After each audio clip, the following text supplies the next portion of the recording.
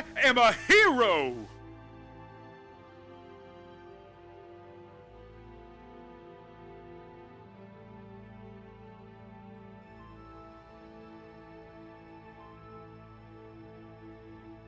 What's going on, homies? Pr0nogo back in the house talking about Cosmonarchy all day, all night. Mostly all night. Gonna be getting some casts going pretty soon. And we're basically picking right up where we left off. I went ahead and grabbed a few more match replays here to take a look at. Between Hit 'em Up and AUD64, so we've got a couple of those matches to play. And I'm just here to look forward to things, man. I'm just here to be like, hell yeah, we get to have some good Cosmonarchy on our screen. So our first match is going to be Hit 'em Up versus AUD. It's actually going to be a Scozy versus Protoss, which is an interesting matchup there. AUD back on his Protoss bullshit in this particular match, and we will have Hit 'em Up rocking the Scozy out. Last match that we saw between these two was the John Doggety cast that I did last night. We managed to see Hit 'em Up's Terran just overwhelm AUD's Protoss, and he mostly relied on like mech into bio. It was a cool little experiment there, so I'm looking forward to that. AUD today stated that Protoss is his main now. Interesting. Okay. Well, we're about to find out how good his main is looking versus Hit 'em Up, so let's take a look. This match was played just yesterday. It is, of course, none other than Hit 'em Up in the top left, our purple Scozy player, actually our dark lavender Scozy player, and AUD64, our blood Protoss in the bottom right. Corrosion, a map by Biddy B, one of the more standard in the pool. We've actually got a number of standard ones. The non-standard feature of Corrosion is the neutral town center that you can return resources to. For the most part, only really matters for the gas, but sometimes you see people using the minerals, and I'm sure it has a function of sorts, just like the Scozy function is being built by Hit 'em Up. You see what I did there? Wordplay. That's how this thing rolls. Quick reminder, guys, we have the Gauntlet stage, our open qualifier to the main stages of Acropolis, our premier 1v1 tournament. That's what these two homies are battling it out at as practice for. They want to see if they can once again take the cup. They're both former Acropolis champions, if you can believe it. Hit 'em Up for Acropolis 3, AUD for Acropolis 2. And so AUD managed to make it to the grand final. We're going to have to wait and see what is going to happen in the throne room stage. But until then, we've got the gauntlets open. That'll get you into the battlements, our group play. If you want to sign up, link will be in the YouTube video. It'll also, of course, be located in our Discord and Fluxer servers. The sign-up link is there. It's pretty baller, and I'm really looking forward to seeing what people get up to there. Scribe has arrived in the base. Double function open here from Hit 'em Up. It's a 2-gate with Legionnaire start for AUD64. I wonder what he's thinking about regarding the Scozy. I also wonder how many Scozy players we're even going to end up seeing activate in the middle of the map here, in the middle of our tournament series. I want to say we should have like 3 Scozy players qualify, but I don't know for sure if that's going to be the case, right? I'm thinking Doglived, Godwheat, and then one other guy, whoever that other guy is. I actually haven't decided who it will be yet. If Mixu played, it would be him, but Mixu hasn't been grinding it out that much lately, so who knows? Maybe he will participate. That being said, there's always more Cosmonarchy action to be had if you want to hop into one of our community servers. People are looking for games all the time. And sometimes you can just find the lobbies being hosted in the middle of nowhere and just start crashing people's games, you know, like not in a programming sense, in a sense of like, we're crashing the party, you know? You want to be a party crasher, you can absolutely do that. Just connect to CrownLink, easy as you like. So we have the witness coming for AUD. He's obviously going to have that mobile detection. Yesterday we saw, the only AVP match we saw was Hit 'em Up against Arbuz. Hit 'em Up on Arbuz had a fight on Germination, and it was a Hit 'em Up victory eventually, but those early scouts and little I want to say like the Roves and especially the Doranin later on in the game, the Chantry cloaking them allows them to get around the map in a pretty nifty way where they can't exactly be insta-responded to. And so, anyway, it's interesting to see that AUD is going for the mobile detection, allows him to take his fights with more assuredness. Of course, the Chantry itself is not a detector, Actually, the witness is going to arrive here just in time for the pilgrim to get bodied as it tries to move out on the map, probably for a scout, if I had to imagine. I really want to see what AU does with this setup, because he's got his witness there. He sees it's a Rove monocomp right now, triple function, producing a good number of them. And the Chantry will, of course, keep them cloaked, but for right now, Aoud knows exactly what is coming. So he puts down his third gateway, of course, sometime earlier, and now he's starting to add some Striders. It looks like he wants to try to fight this in a similar way to Protoss fight Vultures, which does make some sense. The Roves are pretty nimble.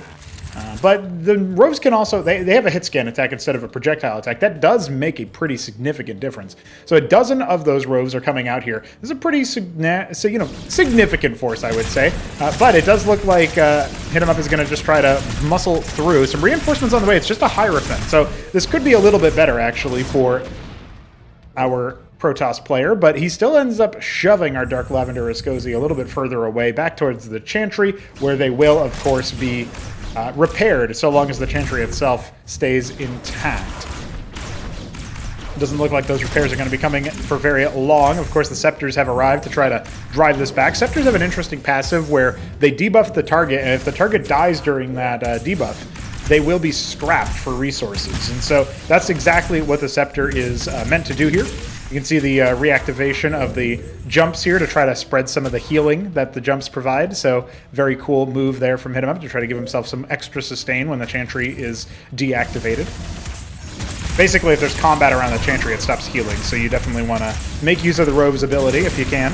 Not really focusing too much on that right now, though. Instead, we have Hit 'em Up just doing his best A-move impression, you could say. He's actually right-clicking, so he's targeting. You know, he's got good target selection so far, just making sure those Dracodons don't get away for too scot-free. And the 3-gate production's been so steady that only now does Aoud really have a chance to expand. It looks like he flubbed his scribe positioning there for a moment. Witness steps a little bit further forward. By the way, Radix coming up at the same time. The Gauntlet's almost complete. We will be seeing a 1-base tech-up build here from our Escozi player.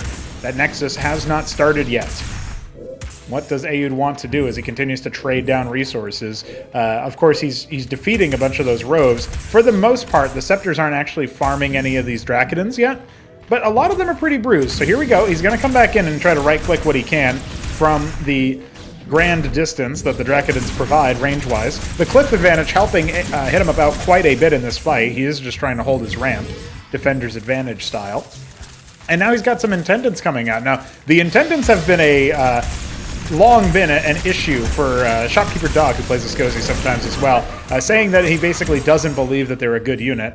The Scepter, on the other hand, I'm sure everybody is pretty convinced by now. Not only do they have pretty good tankiness, but when they get their life bar goes down, they actually get a second life while immobilized, and then you can reactivate them with hijackers like Inkblots. But I don't think we're going to get Inkblot tech out anytime soon in this particular matchup. The Nexus has been started. A Rogue Gallery finishes. I think that's just a leapfrog into Tier 3, but oh, he's going for Barghests. That's an interesting choice. Get a little bit extra armor pen versus this composition. Help his Dracodons out, because they don't have any armor pen, but they do deal a pretty walloping amount of damage. So we're going to see what ends up happening here as Hit 'em Up's units are struggling to find the right targets, it looks like, or really be able to get into range, given his ramp is so clogged. So he ends up taking a step back. He loses a Scepter.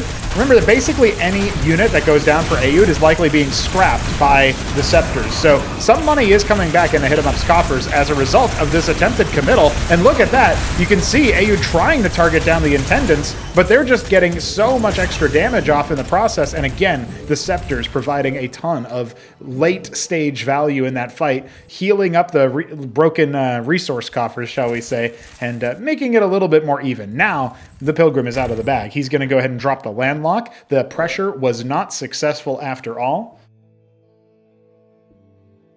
And it's definitely one of those situations where you wonder what Aoud really needs to do to get out of here. It looks like he went for just the one Barghest, and now has added Charlatans. I wonder if he intended to get a Charlatan in the first place, but hard to say. This Pilgrim not working right now. Unbelievable. 3 more on the way. Make him work. Make him work. Yeah, look at that. Beautiful. So he's transferring a few more down there as well. He did not make a macro landlock, for shame, but that's okay. He was a little bit busy. Now objects are on the field. They're going to be absorbing a ton of the incoming damage from any sort of Dracodon attack. I don't mind the idea of Zealots being included here. I do think that they're going to kind of screw with what the targeting priorities are. But we do have Vicars out right now, and so those Vicars are going to be something of a problem for, at least if they get into any greater number, which seems to be what is primarily being made by those Radixes. They provide crowd control in a way that the other Escozi units simply don't. I wonder if this is kind of a normal composition that Hit 'em Up likes to do, or if he's thinking specifically that Gateway Man could be coming in with a lot of Zealots and stuff. It's hard to say right now, but it is a possibility. You can see the Charlatan just offering himself up to the gods. The Vicar slows you down when he hits you, so kind of like a Hierophant shot in that respect, and can't really get away from it in the same degree.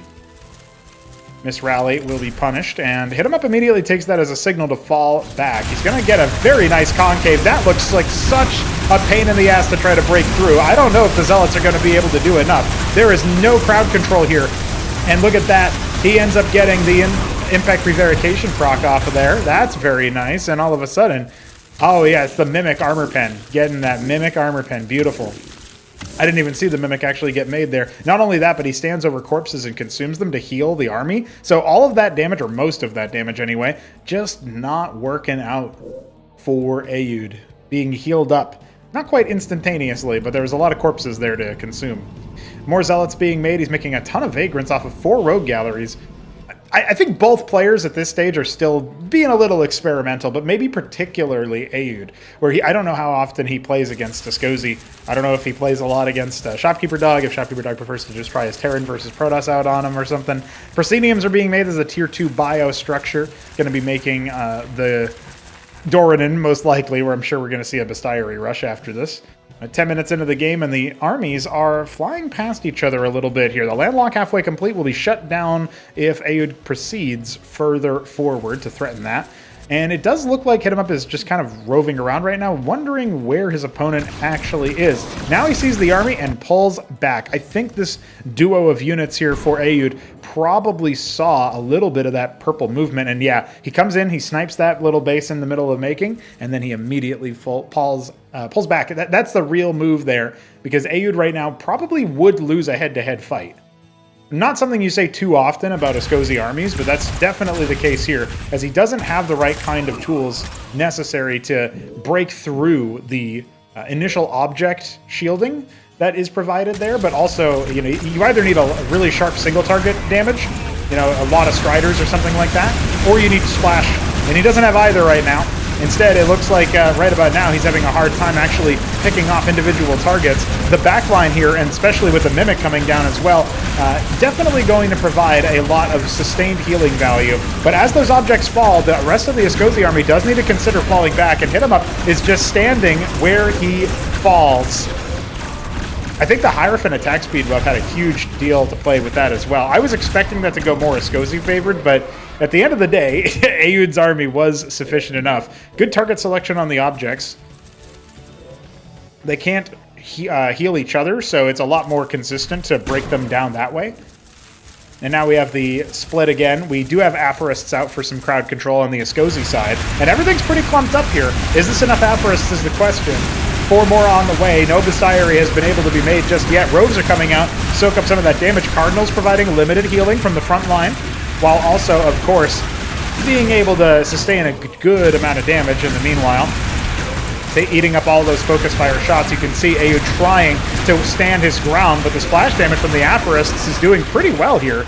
Doesn't actually need as much armor pen versus something like a Vagrant, an Ecclesiast, a Charlatan, that kind of thing. So pretty good stuff there. 4 more Vagrants being made. Something has come up here towards 12 o'clock to try to shut that down. And you can see the push and pull here where Aoud is trying to come up and see what he can attack with at the same time as his Vagrant ends up burning its second life there. We do have more Vicars and Aphorists coming. Rogues have been the... Oh, thank you.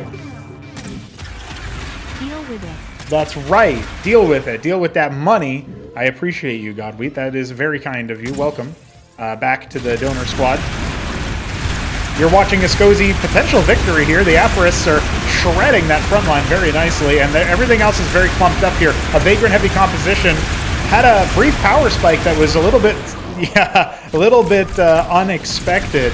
But now Aoud realizes those are the Aphorists, and he's realizing that they deal splash damage. Yep. So, you know, this is the kind of thing. I mean, a whole new race is added. It's going to take some time, yeah, for people to figure out what everything does. Heal, yeah, GG. And Aoud has learned a lesson. Maybe not going Vagrants, at least not for so long after the Presidiums have been added. Very cool match, honestly. And we got paid $10 to cast it, too. That was pretty cool. All in all, pretty nice. Good to see Ascozi doing well. Good to see Ascozi getting wins or even just being competitive with one of the best players in our project. But, you know, part of me does wonder if it was because it was being piloted by the best player in our project. That is a possibility. That is an interesting set of matches. Vickers deal a little bit of splash damage, but the Aphorists actually providing a ton of value. I think a lot more than people would expect versus Protoss specifically. We've got more Cosmonarchy coming up. Stay tuned. Don't lie to the stream, or don't lie to the viewers, yeah. Shopkeeper Tog is the best player? I don't know. I don't know. Maybe. It's possible. What's going on, chat in general? We do have Shopkeeper Dog and Hit 'em Up. So, I mean, between the two of you, we definitely have the best player. And if Shopkeeper Dog left, we would still have the best player. No, I'm just kidding. But I am not. So, obviously, we had a pretty cool set of matches yesterday, including those two players duking it out. That was pretty neat. Now, we're going to go ahead and take a look at some of the other matches here between Hit 'em Up and Aoud. These matches, I believe, were just played today. So I can even change the date on the folder now. I didn't see any other ones that looked lengthy enough to warrant a cast, so we're going to have to see how that one works out. Did not play them today? And what are these matches that I just downloaded? Oh, I guess they were from yesterday then. They must have been. I scrolled back enough. You were just watching Aoud defeat Grass Eater the whole time? That's all you were doing in Discord earlier today? Dude, what are Grass Eater's IDs anymore anyway? That's so silly.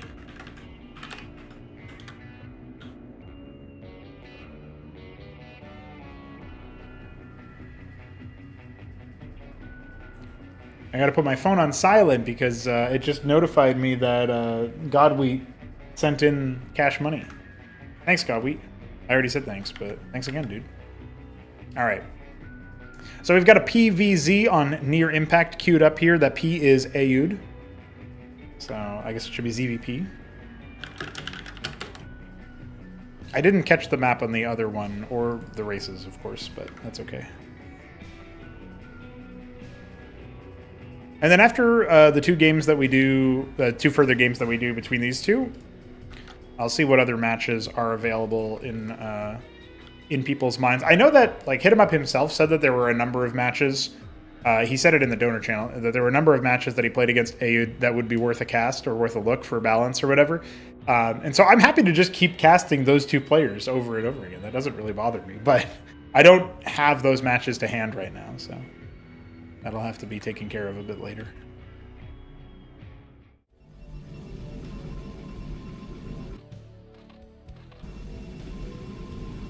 Ladies and gentlemen, Aoud64 versus Hit 'em Up. You know this matchup. You love this matchup. It's some of our best players in the game. And Aoud in the top left is going to be our Blood Protoss. Down in the bottom right, we have the Green Zerg of Hit 'em Up. Almost looked like Vine Green for a second, but you can't fool me. We're on Near Impact. This is a map by Jujic, one of our OG originals. Been in a number of our ranked competitions, tried and true.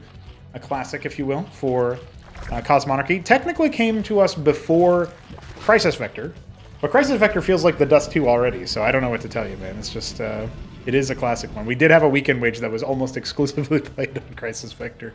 I think it was like Crisis Vector, Potadia, and then maybe Demoloon or something. And this match is being played casted while I'm live on both YouTube and Twitch, so feel free to drop a sub or whatever if you feel like it. If you feel like keeping abreast of all of the Cosmonarchy news. I took a bit of a break, making sure to move into a new place nice and tidy-like, and so I have been busy, but I am back now, and so you should expect more casts and videos, and of course progress on Cosmonarchy itself going forward. Very much looking forward to seeing what these two players have to do, but in order to even see them play in our ranked tournament, Acropolis, our premier 1v1 tournament, we got to get through the qualification phase, and we're entering into the gauntlet stage. That's the open quals. Anybody can participate. You just have to sign up via the link in the description of the video, or, of course, on our Discord or Fluxer community hubs. You can check those links out all down below if you want to participate, you want to be part of this grand adventure. In a competitive sense. Doesn't matter if you're any good. All that matters is that you pop in, you play with some zany units, and you see how long it takes you to go down. Some people have first timed the qualification. That could be you. It could be. It's possible. With all that said, Ayud64 seems to be going for a gate into Rogue Gallery approach versus Hit-em-Up's Zerg. Hit-em-Up is playing around with the Agrolith quite a bit lately, and it is something that I'm interested in seeing whether it bears fruit or not. It's kind of invisible glory for the Agrolith. It's hard to really properly understand how good it actually is. You know, it's not something that you look at and say, that saved me X number of workers. But if you keep track on how many structures you're making with the Agrolith, it doesn't take that many workers or that many structure morphs in order for it to essentially pay you back, especially since depending on how long a single worker is still a worker instead of a building, it could infinitely give you money, whereas the Agrolith doesn't become consumed. And so that's a really hard sort of math problem to solve, but it is a thing. It is definitely a thing. Our second Larvosk has been made. It looks like the timing typically for Hit-em-Up is he typically will go for the first Larvosk, Agrolith, and then he uses that to make two subsequent ones. Depending on the game state, of course, sometimes he'll do a silly expansion drop play. We've seen that a few times. Ardent Authority coming up after the Rogue Gallery, and the Sedent on one base. This looks Kasuga-esque, actually. Ayud64 doing a bit of a power build, but it does, of course, feature Kabbalist, which is now in the base. You know, how long is it going to take for him to notice is the question. He actually doesn't bring his units back. Hit-em-Up, not realizing he's actually under attack by Kabbalists. Little Shadow Blades. Shadow Cloak Skull Crusher type beat. 3 frags to his name already. Looking for a 4th. When the Kabbalist jumps to a target, it gains 20 damage, so it will one-shot Droleths. But if it jumped into the mineral line now, that would basically be all she wrote. A couple of Zeths out here. Ooh, look at that. He's dancing with the Agrolith. He could actually kill it. You got to watch out for that. Is he going to go for it? Of course he is. And down the Agrolith goes. Oh, and the Kabbalist also gets away. That's a little bit frustrating. Or Hit-em-Up. That's a fairly costly unit. You're probably not going to see him remake it. But sometimes Hit-em-Up can be silly and stubborn. He's going to send his Ovalith up to collect a bunch of Quas, most likely, and then see about a drop. But for now, I guess he wants to keep it back at home for the Kabbalist itself. That does make some sense. I think versus Ayud, if you see him come in with a Kabbalist and you kill it, you're probably safe. He's probably not going to make a second one, but you do have to get detection anyway just to be safe, right? It does make some sense. I also love that Ayud is just sending him over to spot for drops and also for a potential 3 o'clock expansion later on in the game. Vornath on the way for Hit-em-Up. Looks like going to be some Vorvs. You can tell that he's got a lot of Zeths here. He's going to turn them in. Here comes the Kabbalist trying to slink through, and the Ovalith almost lets him pass, but the body block from the Quas, accidental or otherwise, works out in Hit-em-Up's favor, and all of a sudden this looks like a pretty handy dismissal of the Protoss army. The Stutter Step is attempted. We've got Servitors out, which are a pretty uncommon unit to see this early in the game, but they're pretty cheap, so you can definitely make them work. When they go down, they speed up the army just like Ecclesiasts do. Vagrant's providing a lot of chaff. The Zealot, well, there's only one of them left, and so he's likely going to be run amok on. And it looks like there will indeed be a pullback. So the Servitor is confirmation that a Cantor Tech exists. If you want to go for the Reaver equivalent of Cosmonarchy, you can make it from the same structure. Ayud has a lot of money floating right now. He could be going for an expansion at any point, but he's under a lot of damage, under a lot of pressure. And here come the Charlatan. That's going to completely change the game. Look at that.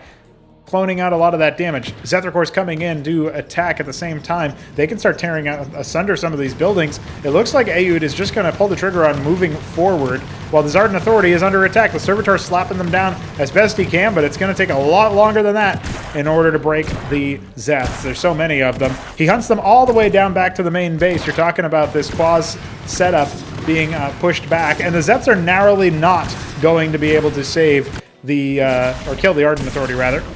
And here comes the Charlatan step forward. I'm not so sure about that one, to be honest. Charlatan being focused down now, it's definitely a key piece to the attack here. Every time it attacks something, any subsequent attacks will be dealing extra damage to the target. and comes in the form of additional projectiles as well. So that's a pretty cool visual thematic at the very least. It looks like we've stabilized back at home. The Zet's not able to get the kill on the Ardent Authority is a little bit gutting. But it definitely slowed reinforcements and allowed this attack to start to fall flat, fizzling out. And it's bought more than enough time for Hit 'em Up to go for his Zorkish Shroud inside the natural. He's capping both ridges and going for a ton of Vorvs. This looks like an easy breakout to me. We'll see what Aoud can muster off the back of it. One of the things that he did say after winning Acropolis #2 is that Protoss have a lot of answers to things in the Rogue Gallery, and he's really been putting his words to the test in a lot of these matches that we've been seeing. I'm interested in whether or not he's correct. Of course, he was talking about that in the context of Protoss against Terran. This is a little bit of a different matchup, but maybe it's still a possibility. And the Servitor, early Servitor spam is pretty interesting, definitely hitting a lot harder than you would suspect mid-range units would do at this stage of the game. So there's a lot to like about this position for Aoud, but I do still worry that he could get surrounded and totally ganged up on by all of those Zerg, just laying their claws and spines and earth into him. Double Ardent afterwards, so he's building 2 more, and an Akantor is coming. He does not actually have an embassy yet, but it is on the way. This tells me that he's likely going to be doing a drop with that Akantor, and then his extra 2 Ardents are likely just to be making Servitors. If he makes a ton of them, they will just shred through anything that gets within range. But Lakes are a pretty natural counter to that. You are talking about a situation where you can just spine down all of those clumped up units, and Servitors do clump up, just like the rest of the more infantry-oriented Protoss army. So fundamentally, I don't think that Aoud is really presenting a threat that needs a different consideration compositionally from what Hit 'em Up has. And one thing that we're already seeing Hit 'em Up do is be pretty active around the map. I wouldn't be surprised if he swings up to 9 o'clock and looks like he's going to go for his own 3rd base pretty soon. And he will stymie any attempt from Aoud if he actually scouts deep enough. The Scribe pulling back looks like it had greater vision range than those Zerg units. Those kinds of narrow exceptions to the rule could definitely provide some value to Aoud there. Light little swing in his favor. And now they're going right for the Ardent Authority. They walked past 2 other fully functional ones and said, I'm going to finish my job there. Not bad, honestly. That's still a pretty big pickoff. And these are only mineral units, right? Zeths and Vorvs. They don't cost any Vespene. He's going to snipe the Sedent. One of the only players to do it, man. One of the only players to look at the low health of these bridge caps and say, yeah, I can just kill those. Doesn't matter the race. You know, you're talking about only 450 health for the Eskagan. You have 350 shields and 150 shields, 350 health for the Sedent. Actually, a little bit more vitality than the Zerg one then. And then, of course, you also have to factor in the way that the sieve ends up working. So, broadcast math aside, we are talking about a worthwhile investment in your damage. You are shutting down gas mining from the ridge for the whole time that it has to warp back in, and you're giving a lot of resource value there as well, just because the structure itself is pretty expensive. Protoss are the only race that have to spend gas on their ridge cap. So that's another thing to keep in mind. If your opponent's already a little gas starved, that could be a problem. Crucible's going to empower both Ardent Authorities. He's just going to slam out Servitors, man. It's pretty interesting to see. A lot of backdolls have been made, and that does feel like a natural counter to the Servitor, because even though each Servitor dying will speed up the rest of the army, I mean, they don't have a lot of armor, and they don't typically get right on top of the enemy army, particularly when they got to go through Lakes, and there's some Zorius mixed in here as well. Witness spies the army, knows that probably a frontal attack is not what you want here, but he is going to come up and just step on this base towards the 3 o'clock. Only Drolet's in production, so it looks like Hit 'em Up is just going to end up conceding this map, or this base, I should say. We do have a hero. Shambler is back. What's up? One of the things that you really got to watch out for when you're dealing with this kind of army move out, and Aoud's trying to set up a little bit of a concave here to counteract it, is you can so easily be surrounded when Zorius enter the fray, because they will add a speed boost to everybody else. So that was a really compulsory base shutdown, and the Witness now spots so many Naths moving over. We do have an attempted attack here at the same time. Another Witness piloting in to provide detection, clears those Lakes very nicely, and the Zealots crash upon the Hydras and the Bactyls. This is the most important part right here. Can the Servitors outlast all the Bactyl attacks at the same time? That's the question. Nats have struck at 9 o'clock. We'll check in on that fight in a moment as the Bactyls are still bouncing down a ton of that Protoss army. The armor shred from the Zorius is phenomenal, and this looks like a very held attack indeed. The Matrix and the Warden finish up. It is going to make it a lot harder for those Nats to get much done. It doesn't look like they were targeted on the right thing. Or maybe their ground damage is just that bad. But we didn't see that fight, so we didn't know. Lakes are still pretty holding strong, I guess. There's 2 of them. So there is that. But Hit 'em Up's army does look like it's still got some legs. Main thing I'm worried about is the general lack of front line here. But again, what do we have on the other side of it, right? There's actually not that much splash damage here to deal with the Naths even. You technically do have some splash from Charlatans, but not going to be the best thing in the world. You could go for Positrons off of the Triple Ardent and wouldn't suck. Oh, okay. He's just going to make more Servitors, I see. So the second Warden is here. We do have the army already in position. The Witnesses have been really good for Aoud in general. And look at that. Tier 2 has started for Hit 'em Up. And by started, I basically mean finished. It was changed some time ago to basically only take 20 seconds to make. You spend a lot of money on it, but you get it almost instantaneously. And here we go. Another attack being set up by Hit 'em Up. He wants to see if he can just shove into the little mineral walls of near impact. Aoud does end up deciding to take the fight to his opponent, and he tries to step right on top of those Lakes. He will do so.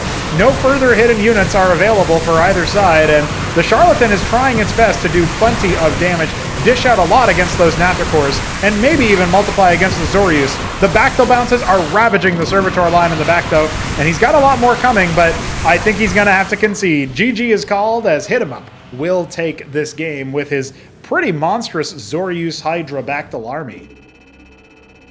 Not a bad match of Cosmonarchy to cast. It was a back and forth little affair with lots of jousting on either side, but as entertaining as it was, Hit 'em Up just has so many more units. I don't know what to say. GG.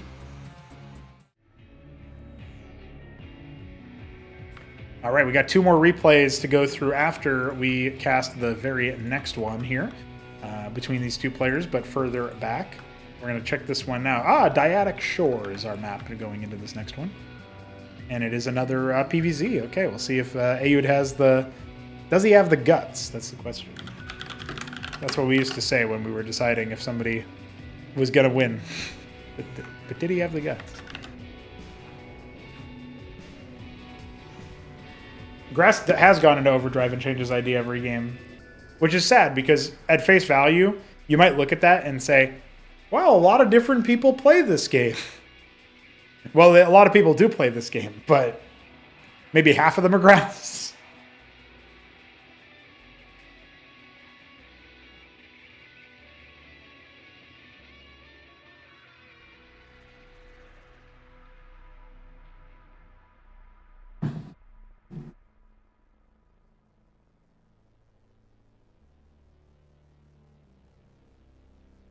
All right, let me grab these replays and toss them in here.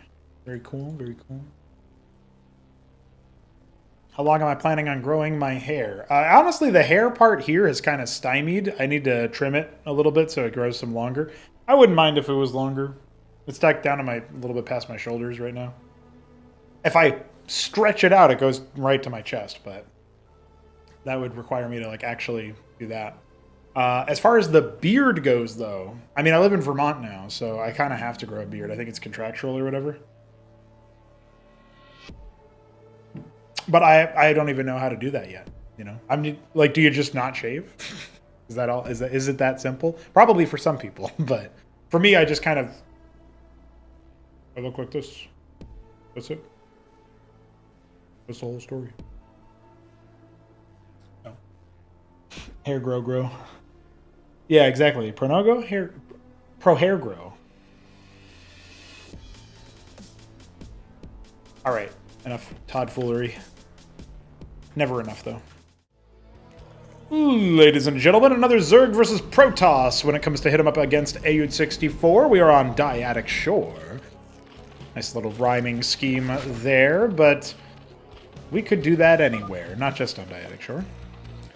Hit 'em up versus Aud64 is a tried and true story. It looks like Hit 'em Up just finished beating Aud with Aphorists, and they're talking about that. That's the context that I'm guessing for this particular matchup. This is an interesting one because this is a remake of, or a rematch of our Acropolis 3 Grand Final, and Hit 'em Up is playing Zerg. He played random, so, you know, that's not that hard to believe. But Aud is playing Protoss, and Aud has declared Protoss as his main race going forward, which means he will be accepting his invite that he got from making it to the Grand Final, and, you know, top 4 is invited back to the next tournament. He got an invite and will be accepting it as Protoss. That's pretty interesting. Protoss gain another follower. That does mean that a lot of our top Terrans have abandoned the way. Hit 'em Up is still partially that because he's playing random, though I think he technically hasn't locked in what race he's going to be playing in the main stage of Acropolis. And of course, you're talking about like Ramen is kind of a little bit inactive now. Shopkeeper Dog sometimes plays a Scozy. Like, I don't know. Nudist back, so he came back. I'm sure he'll participate. That'll be cool. But yeah, I agree with Hit 'em Up in the Twitch chat though. Real men play random. You know, Flash did that and everything, dude. It's so good. That's not an ASL spoiler, by the way, unless you want. You're talking about ASL Season 8 or whatever he played fucking random. That's a while ago. Anyway, we do have Hit 'em Up playing as Zerg. He's gone for his Larvosk pool and straight into the Kagrant after that. I missed if there was an Agrolith there. Probably was, because that's what he has been doing a lot of lately. We'll check in a second. And we have a Lattice open with 2 gates, so already something a little bit different. Doesn't look like it was an Agrolith, so forget what I said. And here comes the Vassal. Hell yeah! While Hit 'em Up's Droleth is harassed almost to death before the burrow, let me remind you that the Gauntlet stage is open for signups. Check it out in the description. Check it out everywhere you go, because it's really important. It's very, very important to... it's actually super important to sign up. You have to. You have to participate. And, well, he's forced the mass burrow because the second Vassal has arrived. That's pretty good, honestly. That's pretty good. He killed 1 Droleth. He cost a lot of mining time. On a map like Dyadic Shore, where you're so close to your opponent by airspace, that is a pretty viable strategy. There's not too many maps like that, but this is one of them.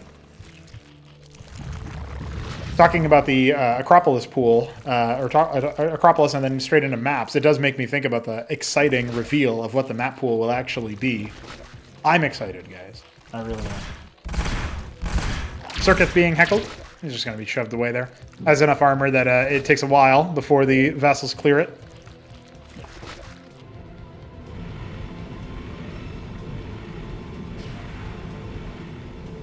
Does make me wonder what we're going to end up seeing from Hit 'em Up's mid game, because he hasn't expanded, so you know, he's not going for a huge play into that. He hasn't scouted, so he doesn't really know what his opponent is up to just yet. He's going to go for his single Spraith and have his Quas be the mobile anti-air while the Vassals continue to shark around. But he should have guessed, based on the growth rate of those Vassals, that there's only 1 Lattice actually making them. So likely only 1 Lattice in general. Now the Vassals are going to be looking to punish the move out, and we actually don't have a Spraith over here, so the Larvosks can and will be attacked. Only 3 pairs of Quas to try to defend them. As long as Aud just right-clicks and holds his nerve, I think this is a dead Larvosk. Yep, there you go. Ends up getting it and getting out afterwards. He's gone for 6th Vassal behind it. Just Zealot Ecclesiast over here, and mostly Zealot Ecclesiasts, I should say. And they're going to try to hold back at home as the Vassals scream back towards the main base. That Zealot doing a lot of heavy lifting right about now. The Zets are the only thing that can do it. It's a considerable amount of damage to him, but as he falls, there's not really a whole lot else that the Quas are going to be needed to do. They should have been maybe charging down that Ecclesiast, but now as the Vassals arrive, it's going to be a little bit too hard for the Zerg to get much mileage out of that. So nice work by Aud, as he's got a mixed army of both robotics and gateway. I like that. And Grand Library was made at the same time. He's going for a Herald. This could lead to a really one-sided set of army fights, where the Herald basically allows for a ton of extra engage potential and damage absorption from the Protoss army. Meanwhile, we could easily see, you know, Hit 'em Up not quite have a strong enough army to break through the reinforced push that way. First Herald is on the field, a second one on the way, and Simulacra have started. Dude, Aud actually is sneaky good with Sims. He hasn't done it in a while, but he does like the Sim move. Hit 'em Up also.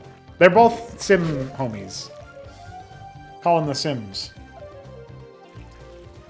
The Sims 3? I guess the Sims 4, but that's the shit one, right? I don't really know that much about Sims. I'm gonna be honest. That's what my partner tells me, though. Alright. The Droleths are under some duress. Vassals speed away after they trade 1-for-1 against workers. And the gas is not being resatted just yet. Now it is. Zorka's Shroud begins. All on one base, remember.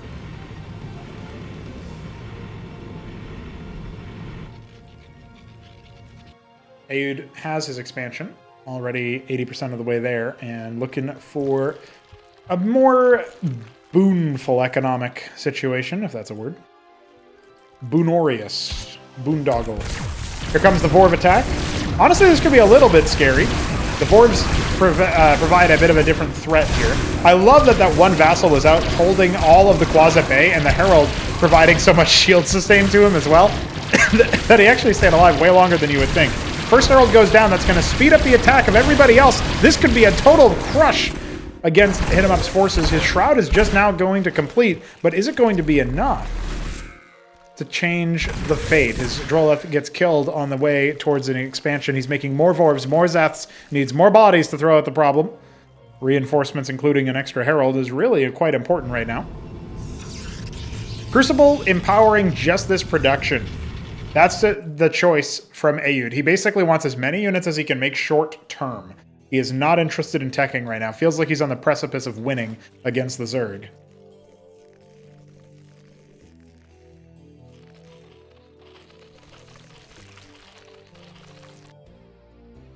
Even's got a Cantavis on the way. I actually really like that, because if he storms this choke, it's basically it. Doesn't look like Hit 'em Up is interested in breaking out right now. He just wants to take his Nat. And he's got a bunch of Naths. I mean, if they stack up and try to attack and then they get stormed, it's going to be a bad time. Even just throwing a Hallucinate cast onto them isn't a terrible idea. That's probably what Neblon would do. Oh, thinking about maybe they're going for the breakout. Here we go. The storm is immediate. Immaculate, even. He sticks the Naths right onto the Cantavis, but it did its damage, it did its job, and these Naths are not even targeting down the air units that they would shred almost immediately. The Herald's providing so much shield sustain together with the Ecclesias. They dive forward off the back of another speed boost from one of the vassals going down. Hatch being cancelled, the Droleth being executed, and that means that all of a sudden Hit 'em Up is going to have to wait for his armor shred. Just can't quite get over the line. Nats provide a little bit of armor shred, to be fair. But the big one that you're going to be looking for is also the attack speed debuff that comes with the Zorius. A nice little 1-2 punch. And the Nats they'll just debuff it further, right? So still pretty good. Some scribe harassment is pretty nice right about now. He's only been making zealots anyway. Cantavis is here. I guess he can storm his own workers, if that's what he really wants. Warden gets nuked down there, so it has to be restarted. Oh, there is a storm on his own workers. The vassals come back to try to fight. Honestly, Nats just annihilate vassals, but it doesn't quite look like it was what we wanted. Now we're going to see the real trade, the real show. No, oh, a little bit of misfire on the Cantavis. He needs to get that Stormcast off. I haven't been looking back at the main base of Hit 'em Up because right about now, doesn't really look like much else is happening. Oh no, the Cantavis! Oh. Naths are, honestly, I think they've been rehabilitated.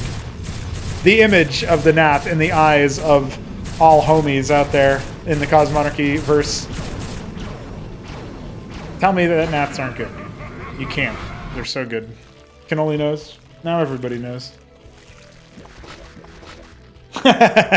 Well, welcome, Green Eggs, but this is not a PvP. No, the storm onto the workers is just because we needed to get rid of those Naths. By any means necessary, apparently. The Zori is trying to help break out. No focus fire onto them just yet. Oh, we got some golems here. Even more shield sustain in this composition. It's going to be real hard to get through this brick wall. Another Herald going down is just going to increase the attack speed of everybody further, counteracting that armor debuff. And, well, he's struggling on breaking down individual targets, but he doubles backwards, and with the reinforcements, might still be able to break this. The Lake is only now actually moving forward. It feels like maybe a little bit too late. And yeah, as the Zoryus start to falter, it looks like AU does want to double back. He's just here to clear up the last of the Zoryus, and then he can maybe just work his magic elsewhere. He doesn't have a lot of damage. All of his units do piddling amounts of damage. Heralds, Ecclesiasts, even the Hierophant, not great single target. The Zoryus staying alive on just a short amount of HP. 3 more have arrived. Very expensive breakout here. Remember, Aeud's on double base, so get that Cantavis a Stormcast, my friend. Otherwise, you're going to be sleeping with the fishes, and yeah, it's not going to escape, I don't think. At least he gets a Hallucinate. He can trade it for the Zoryus, but that was pretty dire. I feel like a Storm would have been so good there. And in this situation besides. More Lakes, more Zeths, even another Zoryus. We are going to see a breakout for sure now, my friends. A lot of idle workers in the natural here. Aeud just struggling to maintain composure, going double prostration stage behind this attack. If he hadn't lost so many Cantavis, this would have been a very different game. If Hit 'em Up didn't get so much value out of the Nathra course, this would have been a very different game. It felt like Aeud had all of his focus on the one attack, the one punch. And when that punch was deflected, dodged, or otherwise ignored, bypassed, he got tickled in the ribcage, and all of his scribes ended up getting shellacked by Nath and Storm. More vassals for the fodder, for the fire, for the pile. Another Cantavis. No, not another one. The Zoryus gets the tick off. That's just going to speed everybody else up. And he looks like he's going to go for the trade. He's going to start attacking this hatch. I guess that'll be something, but realistically speaking, I don't know how he's supposed to hold against this humongous force of Zerg. And one player does need to hold. Double Pariah on the way here for Aeud. His attack force goes right up the ramp, ignoring the hatch at around half HP, and he's going to try to commit onto the units as they come out of the eggs. Meanwhile, the engagement back at home for Aeud, his Stormer, is doing its best. It is actually going to be successful at clearing a lot of those pool units. The Lakers have shellacked all the workers. They didn't even try to escape. We've got multiple Cantavis waiting in the wings. Doing anything would be nice right about now. The workers have been killed on Hit 'em Up side as well, down to 10 of the Drolettes. And another Zoryus falling. The shield sustain might power him through all the Lakers power. And the Nexus falls in the natural. The double storm clearing up multiple Lakers. This is a nail-biter of a situation. The Zeths just sinking their claws into everything that they can, everything that they can get access to, and there's no way to get on top of those Lakers now. The Herald will sustain what he can, but the Dracodons have been crushed through, and now the ramp is under attack. Multiple Pariahs are trying to hold back all of this fire, and the storms clear more and more Lakers. Looks like one Pariah did go down. Otherwise, this would be a very deadly situation for both sides. You can see there's a moment where Hit 'em Up realizes that he needs more units to hold back the strike. 3 Pariahs indeed have been made. And I think the big difference maker here was that extra base being operable for so long for Aeud. I mean, surely the Pariahs are just going to ignore the spines for now and just charge up there and clean house. Focusing down almost that lake is. Now they're just going to confirm the kill on the natural, and that is so many of the combat units being made here. Multiple Lakers are going to get killed in the crib. Down they go. That could be it. They weren't even canceled for the money refund. Mining off of an almost depleted mineral line. No way. Cantavis have arrived. A couple of storms blanketing this position. The Pariah's tanking. The Herald is here. Jeez. Yeah, I think this one is an open and shut situation. Does he actually want to wait for his 4th Pariah? I don't think he even has to. He has a witness here as well. I didn't even see that for the longest time. And the Zeth's getting pulled back into the fray. Yeah, he's just going to keep farming it up there, and with one of those Lake is dying. And Ovaleth is here to see the witness, but it's not going to provide you any anti-air. Oh, the Zeths are body blocking that Lake as it dies under the storm thanks to the Pariahs, bringing it in to fruition. A single G, and Aeud takes a game on Dyadic Shore. That was a cool match. Hit 'em Up's had Aeud's number, no matter the matchup, no matter the map, but Dyadic Shore had a different story for us, and I am very excited about that one. Aeud, a very unlikely win at some point, it felt like. The Pariahs were enough to hold, and he did enough damage back. Those games are so messy, so cool to see, so rare to see as well. GG.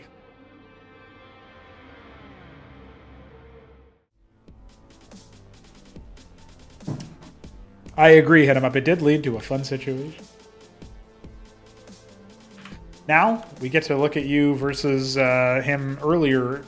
Do you remember when these were played? Ah, Aeolus. I like that Biddy B's been trying to sneak in the... what do you call it? The map name into the, like...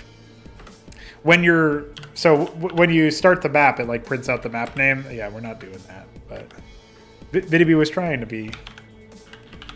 He was trying to be like the Koreans, you know what I mean? He's trying to have it be like the Korean map makers get. All right, this is more PvZ, it looks like, so let's take a look at that.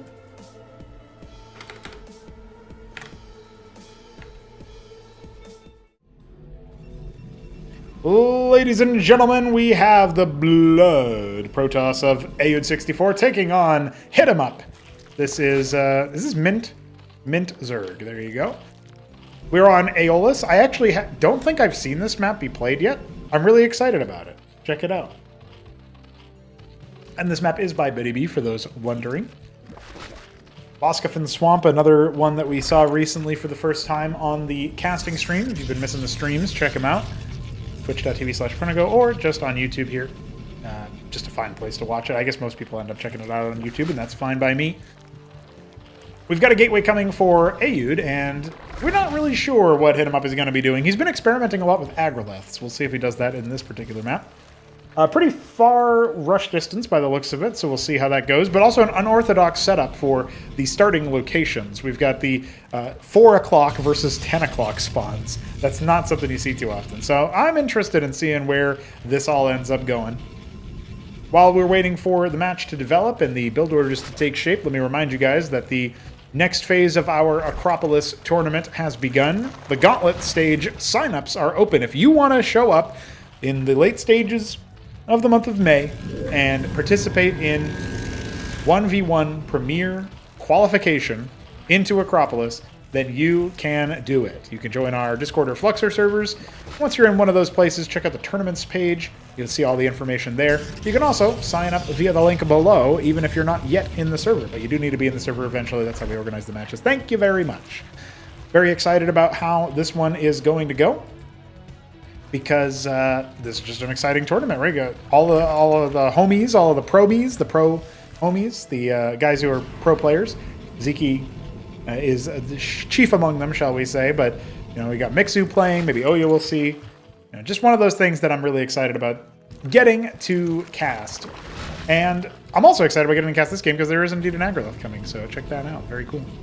Gateway number 3 on the way. So this is a 3-gate start. This is actually very similar to how Oya was beating Zeke in Cosmonarchy back in the day. Pretty cool. We'll see how that one takes shape. Triple Ecclesiast just hanging out here. A 4th one on the way. I've noticed that a lot of players are leaning heavy on the Ecclesiast and light on the Zealot.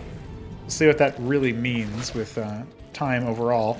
6 Rillarokors, shredding armor and attack speed in death and just being a nuisance while alive. Very cool unit there to have defensively. Very rarely do you actually see people pocketing workers, and this almost feels like a worker pocket, just by the way that the map was designed. It's pretty neat. This is a map that takes use of the golden tiles that were in Golden Wall. Gilded Wall is what it's called here, but the port of Golden Wall from Starcraft 2, done by Jujik. Bops the Zeth that's burrowed. Oh, this is technically a ramp. Okay, this is one of them non-standard ramps that Biddy B likes so much. Oh, look at that! They both had the idea to wrap around the same area. Aeod just had the read. Now he's going to send the reinforcements to the main stage of the middle. While the Zeths are dancing, we do have more and more units being made back at home. A Vornath on the way. We've got Zeths and Quas coming. I'm not so sure that Aeod has enough to break through here, but he could be scary, right? Maybe he'll even drop some kind of crazy pylon, forward defensive structure there, like a bulwark that constantly gives him shields or something. Zeth's killing the Scribe as it comes out to expand is actually pretty big. just slows down the whole process of the expansion for quite some time. And Ayud's floating a ton of money right now, so he does need to fix that ASAP. Hopefully he's already queued the order. Meanwhile, comes up the ramp just to see there's a bunch of Riddler cores here, and we've got the Agroleth. Not that it provides much of a combat power, but you know, it's a thing. Indeed, he did not expand. Not yet. So, definitely wanted to sort that out before the attack. Got a bunch of Vorvs on the way. Hit 'em Up's ID, by the way, is just Marine backwards. I don't know. And a Ram. Who knows? Probably a reference I don't get, because I'm not as OG as Hit 'em Up is when it comes to 1v1 Starcraft leagues. Ardent Authority on the way.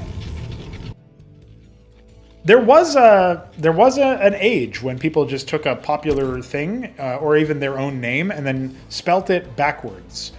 There's one of the cases that I always think about is Relics, which is Skylar backwards. And I don't like the name Skylar anyway. So you're going to try to tell me that it's spelled backwards and that makes it cool? Get out of here, dude. As a Counter-Strike player, though. Zealots are just doing what Zealots do best with the Ecclesiasts at their back, and Zeths are piling through anyway. Now the cliff advantage is in effect for those claws. A humongous surround to the back line. The Ecclesiasts still trying to do what they can do with their stutter stepping, and more Zealots are on the way to replenish those that have fallen. Most of the Zeths are taken out, and the claws barely do a thing to the Zealots, so definitely a winning fight over time here for Ayud. One Zealot left out to dry. Not exactly what we wanted to see there, but Berserker Shroud halfway complete. The expansion popping in the natural, courtesy of the Agroleth. It doesn't build anything faster, but it does pop back out after building, and so you do save a lot of Droleth over time. A lot of value there. I'd like to imagine this big centerpiece is just one enormous tree, but we don't have the assets for that right now. Maybe one day. The scribe actually escapes from the worker pocket. It's just like, hey, what's up, guys? I'm a Zerg 2 now, LOL. And just leaves. All right, man. Circuits are being mutated over here in the natural. I don't think he's going to stand and fight for this attack, but the circuits will provide a lot of assistance if he does. Ecclesiasts falling back, just tapping away at some of the Vorvs and the Naths, or Vorvs and the Zeths. There are no Naths coming. Finally, Ayud is making a positron. Dude, I've seen so many games where he goes for these Ardent Authorities, and he doesn't make any posies. I've seen Kasuga beat Krankendow with positrons. That's a pretty fun matchup as well, by the way, if you guys ever end up going back and seeing any of those. Or maybe, you know, color me excited if they end up starting to play again together at the same time, you know. That'll be pretty fun. Kasuga got his way to a grand final of a weekend wage with positron-based play. They are a good unit. I beat Three Crows the Fall campaign with positrons. And Auroras. They're both good units. Iris very quickly on 2 base here. Hit him up going for a gas light build, if you will. Just going for the Vornath. And otherwise, I don't think he expended any gas on his army. Single positron is not yet at a point where it can hold back an entire tide of Zerg. And you can tell Hit him up does not want to deal with that. He's just going to go for the full surround on the whole army, but targeting down the positron in particular. Here comes another one, but it will soon meet the same fate if Ayud isn't careful. Well, still, the Ecclesiast providing a decent amount of shield sustain. Well, this might still be enough pool units to break through, but no, actually, I tell a lie. They're trying to kill the positron, but it's already dealt almost 1,000 damage. You can't take it out of the shed just like that. You gotta polish it off first with those claws. Didn't have enough. Need something longer range, ideally. You can see that the Zeths are just dispatched on running interference. We've got the Alcag Eteth on the way. I think Hit him up just wants to go crabs or something. He's capping his gases inside the main and natural, so geyser upgrades on the way. And he's going for Lakes and Zeths on the hold. Ayud's army has actually fallen back, so the Zeths are not going to find too much value by themselves. They could actually try to go after the positron, but they don't bother. Hey, look, there's another one. Zealots guarding the potential expansions. Oh, Zealot and a Scribe guarding the potential third bases there for the Zerg, confirming none of the close ones have been taken. I actually wouldn't mind if people started mixing in like ninja bases a little bit more often, but maybe we'll see that later on. Actually, this is the third base, the double gas base that's out in the open. Feels a little bit less defensible than, like, say, the 7 o'clock, if you will, or 8 o'clock base. and maybe this is exactly why I don't think this Nexus is actually going to be able to get up. Well, the Positrons are here, so will I be wrong? Ah, they all died, but that was worth it. Nexus wasn't even canceled. It might have mathematically still been worth it. Oh, shit! Oh, God! Get slapped on, dude. Cap the gas, too, Ayud. Oh, no, he's not gonna. It's a good idea, though. Trust. Yeah, this is about what I expected. Vigrilisks are here. They don't really do a lot of damage. Neither do Pr0nogo either, but he needs some armor pen, that's for sure. He needs something that will deal with armor. The Zealots are just taking a lot out of him. I guess if you had enough Evigs, you could just kind of walk at the enemy and paintbrush them, but Positron count's pretty high right now.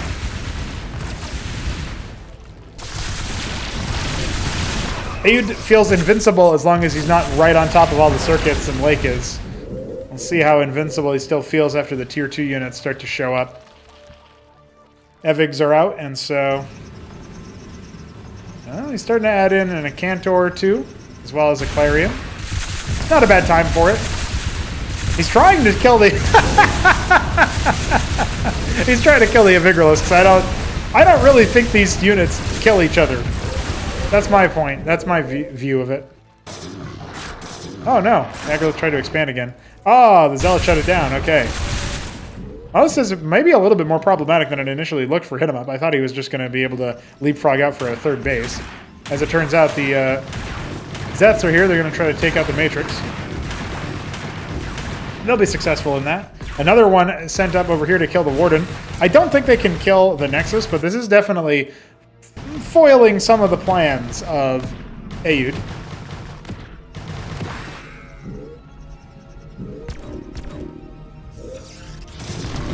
All the Zets will get cleaned up lickety-split. And a Drakodin is offered up to the gods. The Clarion not... For a moment there, the Clarion almost did the same thing, but I guess nothing would shoot it, so it's fine. Okay, he's going for it. Boys, it's almost a Trochal Chazal. It's almost time for crabs. What was that meme that... There was a meme that was referenced by Alex when he saw the Pr0nogo, and he's like, I guess everything evolves into crabs at the end of the day or something. I don't know what he was referencing exactly, but, you know, it's pretty cool. Finally, a Droleth will arrive at a place that doesn't have a Zealot at it, so that's nice. And the whole army of Ayud is going to be chasing Zeths down, so that's also nice. Dude, what is this game? What is happening?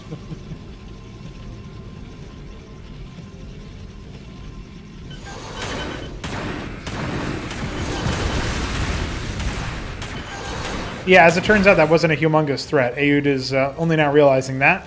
We do have Pr0nogo. We do have 5 of them. 4 right now, but 5 in a moment. We've got Zerg here. Three XD. Oh, thank you, Shambler. We do have Zerg here. I appreciate you tastelessing me.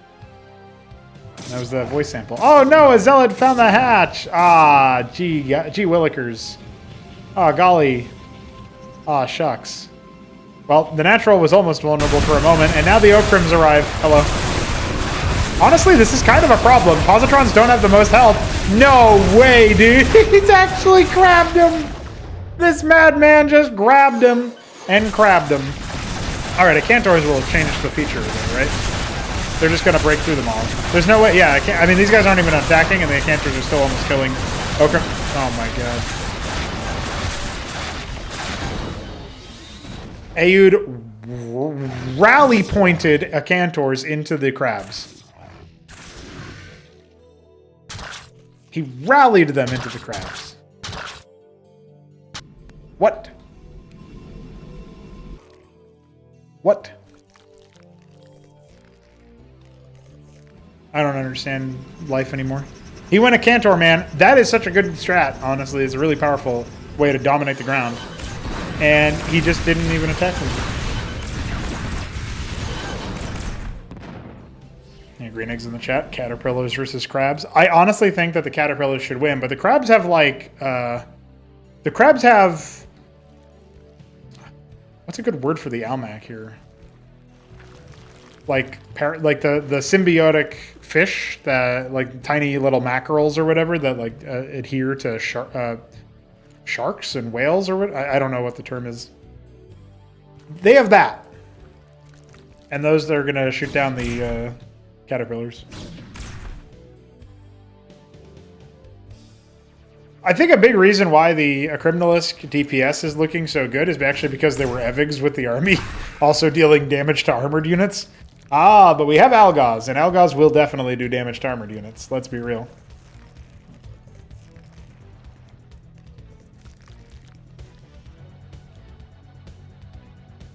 I think it was both hit him up and Ayud's positions that Protoss can't really do anything versus Zerg. But I don't think this is the composition that Protoss can't do anything versus. Positrons are out to try to clear the skies. They were doing reasonable damage for the Almacs, but now they're busy trying to kill crabs. And you can be here to kill crabs, but you can't be here to kill chaos. That's too many crabs. GG. You just lost to crabs.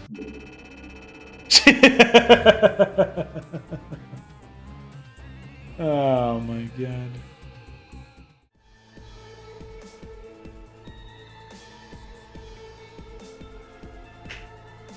Hit him up, crabbed him. Absolutely crabbed. Does that mean that this next game is also going to be crab? Oh no, it's a TVP, okay.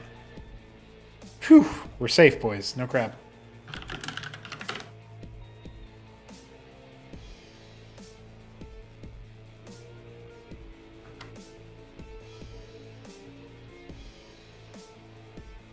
They're definitely... I think they just need to be crabs, to be honest. They will have their own model, of course, but they will be crabs. They kind of have to be. I don't think you can get... I don't think you can have that be what they are known as. Yeah. Yeah, they have to be crabs.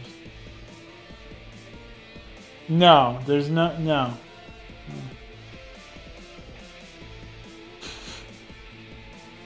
All things become crab. Yeah, I don't know what that's referencing, like a meme that I just don't know about.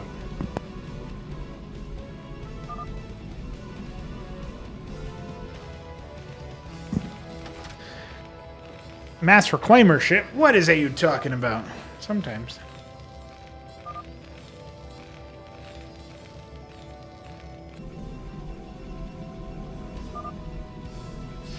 Ladies and gentlemen, AUD64 taking on Hit 'em Up. Once again on your screen, this time a Terran versus Protoss. We've got the blue Terran in the bottom right is Hit 'em Up. And AUD64 is our blood Protoss. A lattice start. Already something a little cheeky. I don't think AUD is going to go Sim.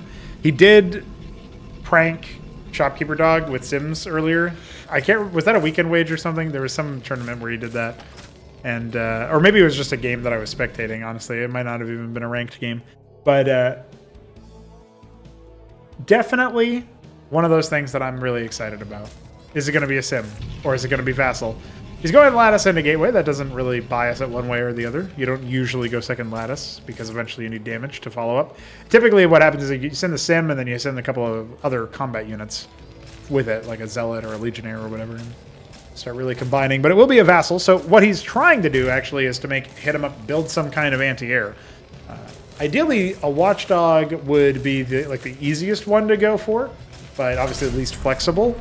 What you really don't want to do is stop making Vultures, though. That in this meta that we've arrived at, you want to be making a lot of Vultures.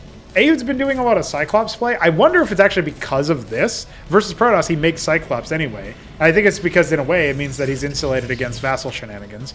But it also means that he gets to practice with that tool, and then he knows how to do things that other players can't quite do.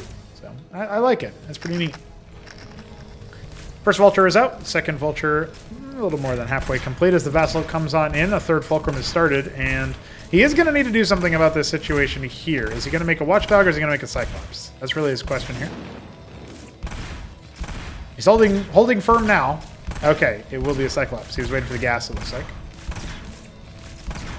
He's going to go for a Cyclops and a Watchdog. Very interesting. Finishes up the second Fulcrum. He'll go ahead and repair chain.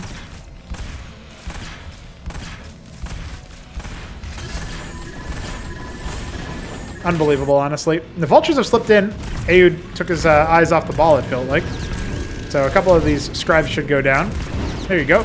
Ends up taking 2. Only taking 2, but losing both vultures is maybe a little bit not what you would want necessarily, but trying to get them around the mineral fields can be sometimes tricky. Either way, the mines will slow down the incoming attack. The Ecclesiast was helping. And many more Cyclops are now being made, so it looks like Hit 'em Up is doing a similar kind of style to what Aoud was doing in previous games that we've seen.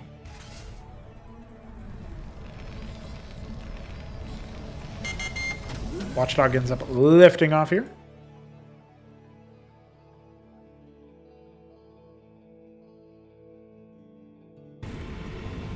Just clocking the units that we have here for Aoud. He's starting to prioritize Striders, which I think makes a lot of sense here, especially if he thinks that it's still going to be Vultures.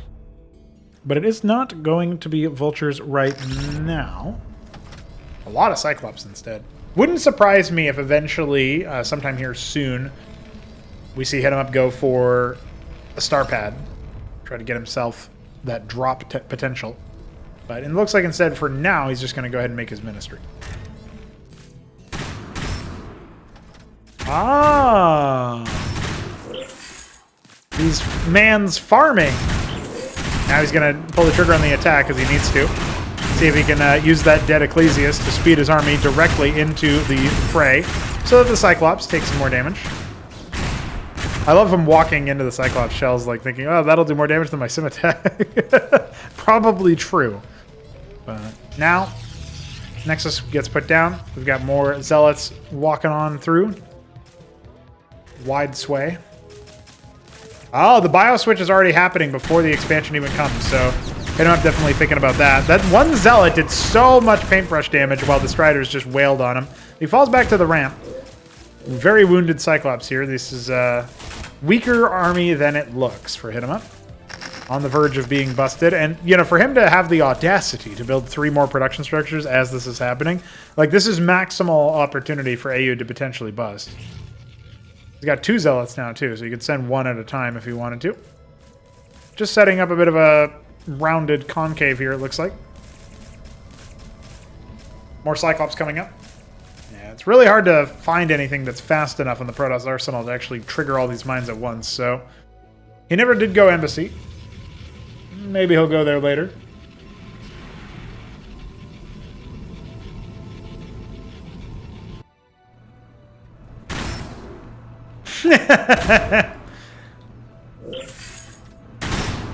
Ooh, too close to the sun. Haraka and Cyprian to add on to the arsenal here. I mean, I really like that Hit 'em Up is flexing into bio as like an add-on to the mech, and sometimes a straight-up replacement where he only ends up making like occasional vultures or whatever out of the folks. But now he's got the scrapyard coming. I'm sure we're going to see, you know, Matadors or whatever. Maybe, I guess he could do Blackjacks instead of Mavs. They're pretty cheap, so. Ends up using that ministry as a macro ministry for a few moments to catch up on workers a little bit.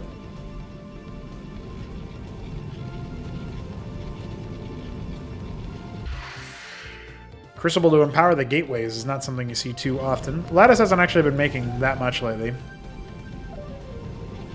Mostly manifolds occasionally. Zealot will get dragged in. A lot of damage dealt to it, but he does escape. Matador is on the way. Not a huge power spike, the Matador, but definitely could make the front line even more formidable. Aoud's not going to square up. This army does look like it'll be a better fight here for Hit 'em Up. The Matadors are on the rally point, not coming up, so not a factor in this fight. Sim splitting a little bit off the back of those attacks. Yeah, you know, he lost some frontliners, so might not be feeling the best about his situation. Hit 'em Up falling back.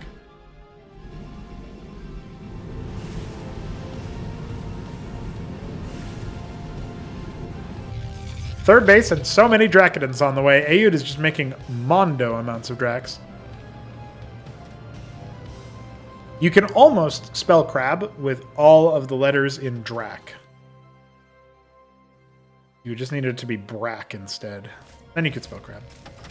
I don't know if you wanted to know that, but now you do. Cyprians are coming out in pretty good numbers here. Yeah, the splash damage looks pretty solid. You just need that armor end on the Drax. Cyprians can actually step to Dracodons in these kinds of numbers here. The Cyclops are splitting a few of the Sims, but for the most part, you're getting that damage off. The Blackjack's giving chase. The Goliath's providing a little bit as well. Mostly it's the Blackjacks and the Cyclops, though. The Cyprian's a little bit too slow to really give chase to this army. This is a really interesting little attack move squad that Hit 'em Up has come up with conceptually. Halfway through the vestry back at home and just making more units when he can. Well, that base, the expansion cadence is in Ayud's favor. Maybe not the worker count, but definitely the base count. See how soon he saturates that and starts taking it seriously. Coming back in for another attack. I really don't think his squad can do much in this situation.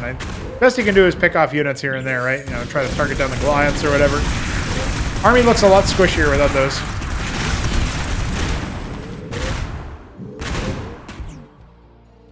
Wouldn't surprise me if Hit 'em Up makes a shaman or two, but right now he's just going for cleric. He doesn't have the desire to make anything else.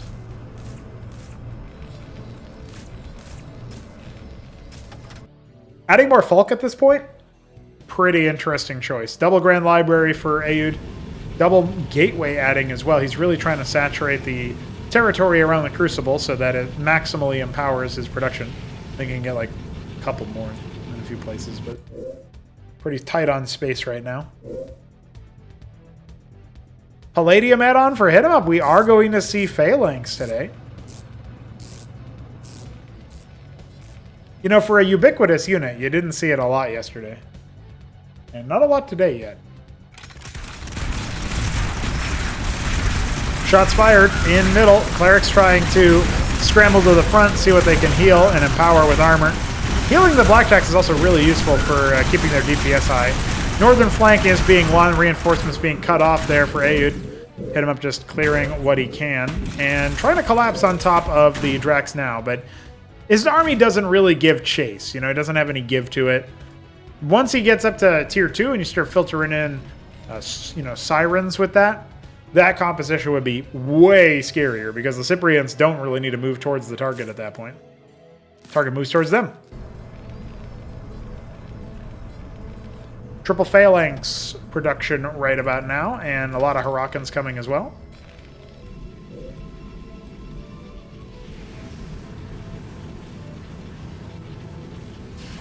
I really like the switch into Cantavis here with that Grand Library. Did he end up making anything else with it? No, well, he's got pure Drac right now, so I guess not. I wouldn't mind, you know, Amaranth or even Herald. Atreus wouldn't be too good with this army just because there's so many Dracs already. I mean, it would add something, but you already have so many Striders, you know. Storms, though, are going to really catch the Cyprians. They're not very mobile. And they'll even bruise the Blackjacks and get them slow and get them confused, and suddenly they can't quite move the right way. So, I don't know. I don't hate Ayud's position here. I think he actually has salvaged it into a pretty solid spot after some less than wonderful trades. He still looks like he could win this fight if it's set up properly for him. Right about now, he's committing to wrapping around this midsection of the fight. And I don't know that he should be doing that. First storm not very successful there as one channeling it is cut off. Finally, the Drax have arrived. There's a sieged Phalanx out in the middle of nowhere.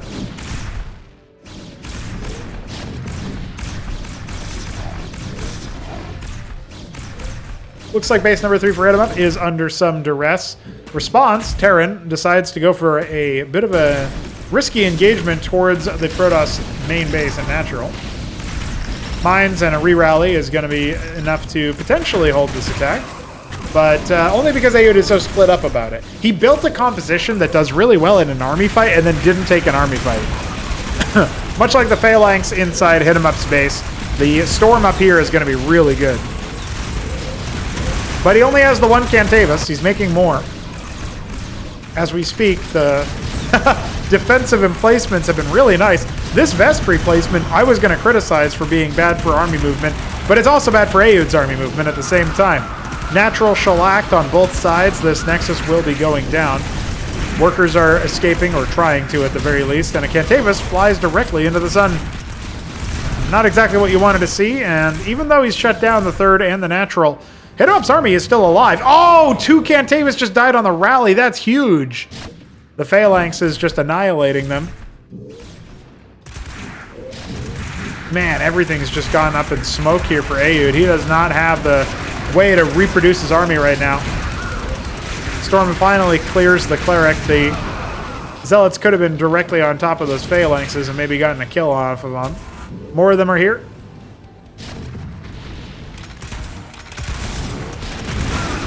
Storm goes down. That's going to clear most of the Phalanx. A second storm went down onto the Bio Bulk, if you will, the Blackjack Cyprian combo. The next round came up to 9 o'clock, though, and shut down all the mining, and indeed the Nexus will also die. I think the Drax are not going to be able to save it in time. That's pretty bad. I mean, I'll hit him up as an attack in the Nexus, so maybe he's fine, but this looks like a situation where it's really hard for Aoud to salvage. Look at the army count anyway. 30 combat units to the 24 of Aoud. Protoss always want army counts that are lower than the other races anyway. They have more, like, count-efficient units, if you will. But this is a pretty big delta when you consider that most of the army isn't actually, like, cheap bio or whatever. Hurricanes are cheap, I guess, but they're not Mavericks or what have you. These are, you know, Cyprians.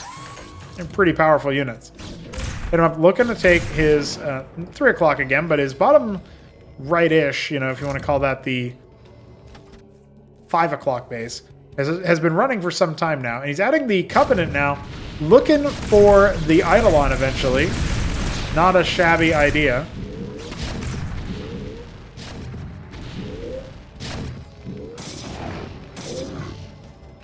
Zealot confirms the economic damage. Even though there's more Nexuses for Aoud, he is definitely multitasking a lot more on the macro side to try to get those workers mining. Could be on 5 base right now if it wasn't for that choice to not engage with the army. I really feel like his army would have done some good damage to what Hit-em-up actually had if the army engagement had been right. And Aoud just looked at it and said, no, I can't engage properly. I'm just going to go attack. Storms can still be useful for breaking a position, but Terran feels like the easiest race to deflect that kind of thing. And we do have, of course, a couple of unitary unions on the way. Pretty far from the Crucible, so I don't think we're going to be seeing much of anything there. Thinking about what to do with the Scribe. Argosy. Man, I don't even think I've seen Aoud build an Argosy. What is he even like? What does he enjoy out of the Argosy? That's the question.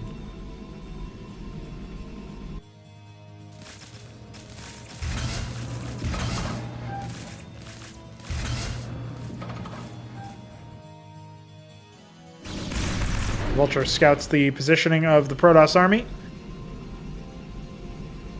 Oh, we got sirens, boys. Never mind, they're gone. Probably didn't even show up in the recording. But those are the first sirens of any cast done in the new place, so they held a special place in my heart. Vulture gets in for a complete scout. Not a single static defense structure exists right now.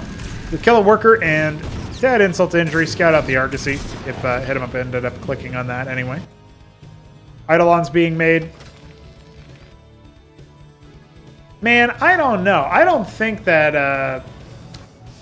you're thinking about like one Argosy, Didact, Epigraph. Those are the two things that I think you could make value come at it from the right angle there.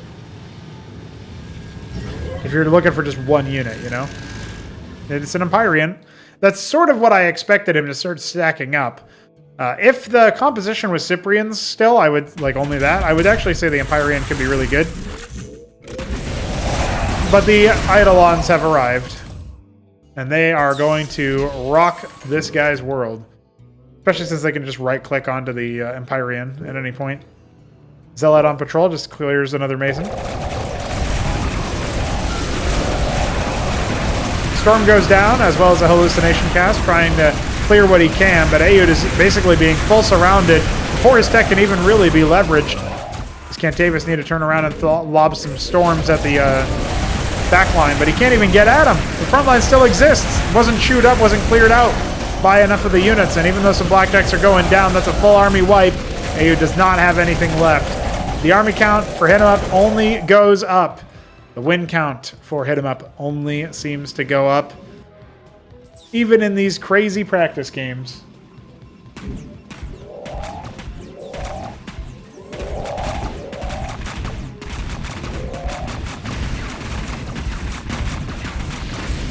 The Wounded Nexus is destroyed. Down goes the power field. It looks like Ayud wants to see how his army at least performs in this situation. Not ready to throw in the towel just yet. But yeah, he's only got the one Empyrean anyway. Oh, the second one does spawn in. This is a cute little composition to try to hold stuff. The Empyreans actually could break this. Zealots are going to be offered up to the gods anyway. Storm goes live onto the Cantavus, or off of the Cantavus onto the Phalanx. Looks like he'll stay alive as well. Run this Terran army out of the realm of possibility. Bottom left gets cleared as well, though, and that cements Hit 'em Up's economic lead. The workers already did so, but now you can just look at the mini-map and tell that story. Saturated base here at 3. We got 2 o'clock coming up nicely as well for Hit 'em Up.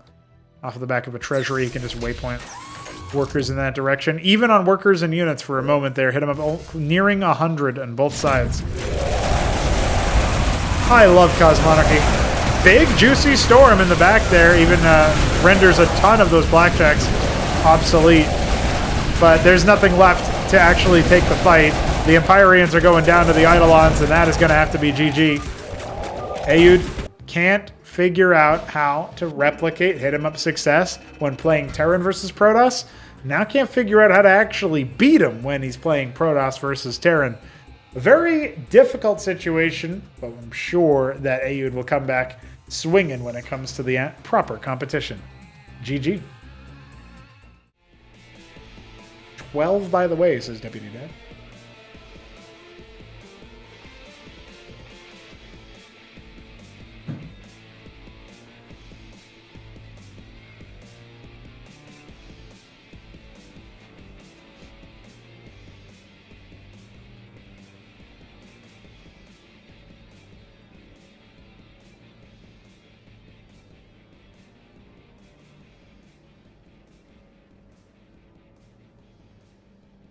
A crab for every race? Crab Monarchy Brood. I actually wonder what... Like, I mean, I guess it depends, right? Like, are you talking crab in the sense of really spongy damaging unit? That doesn't do that much damage, but it's like... sits there and eats everything? Slowly? One piece at a time?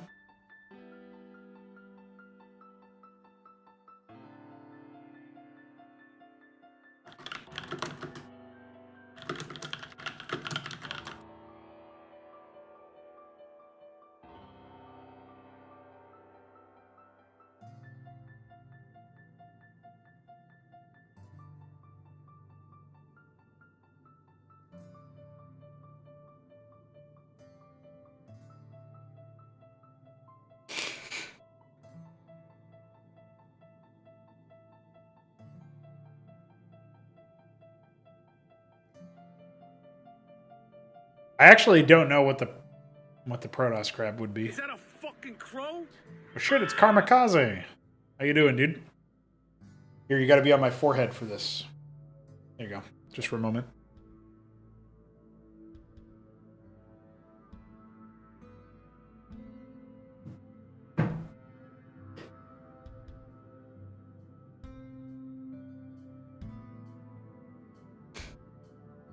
Absolutely owned by ads. Well, I put you on my forehead for the follow alert. There wasn't much else to say. I did say I was going to tell you that I recognize your username from your mission remakes. If you're the same guy, anyway. Should we be casting any other matches? Is the question. I think I casted every other match. It was in the replay thread.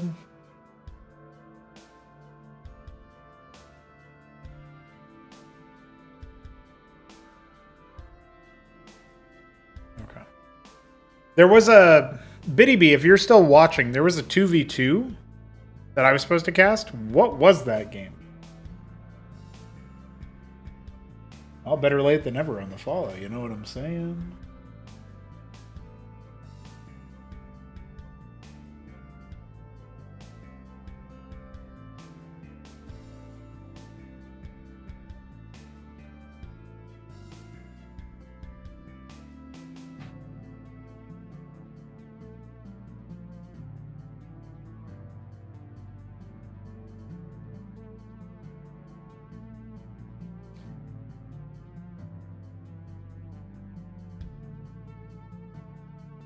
All right, lads, time to scroll down.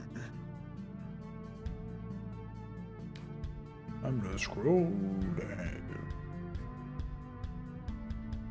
I did just find a TVZ between Kutyam and Jack. I'll cast that.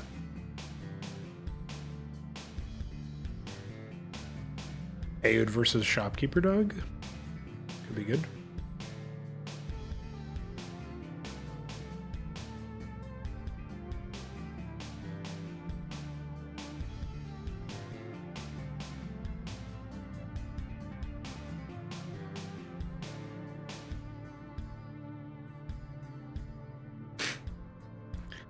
I think I already casted some of these. I'm not scrolled back far enough. Oh yeah, Ayud dog games were. I think I casted at least one of them, and they were complaining about that. But I honestly can't remember right now, dude.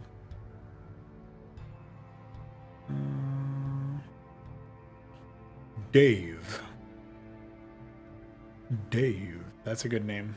Somebody's just named Dave.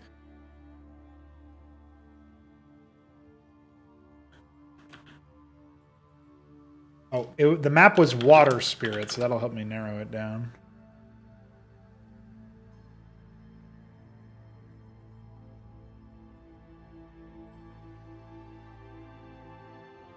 Oh, well, we'll take a look and see if the replays actually work, of course, but then we will be able to see what's going on.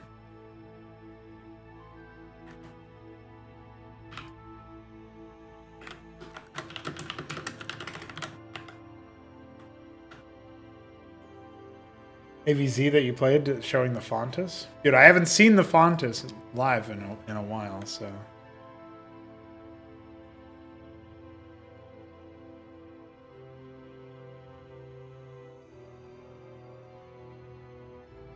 Oh my god, Kasuga plays Zerg in this 2v2? That's silly.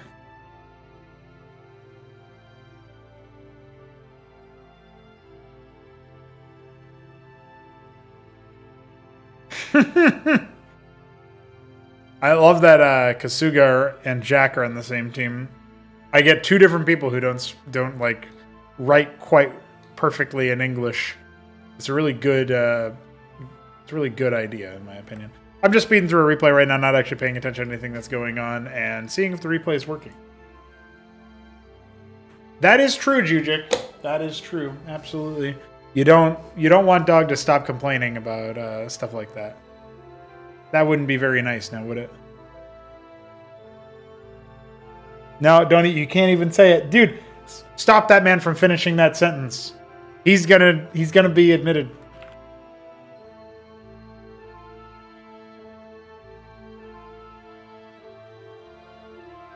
No, my Zozark. Well, it seems to be working. I'll keep watching for a second.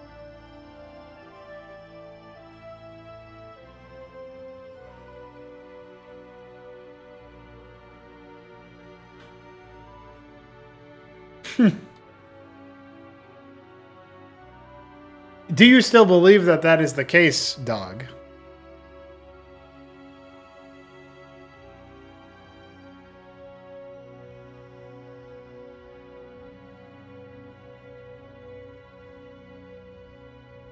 I'm watching one player not have anything in the production tab for a really long time, thinking, did the replay break?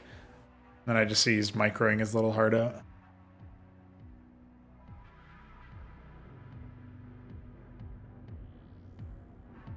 Yeah, that's the real Arbuz Budash. That is the real one. He's not a fraud.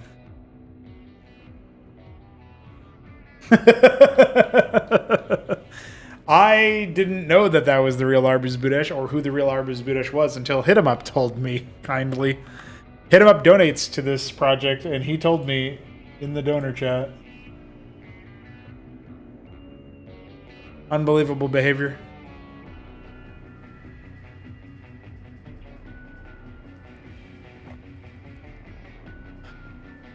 Would you like a watermelon?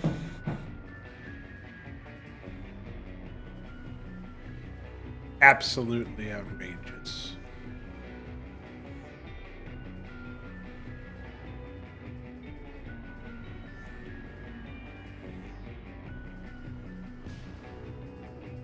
All right, we got an AVZ replay to cast. We got a couple 2v2s that are going to be looking pretty good.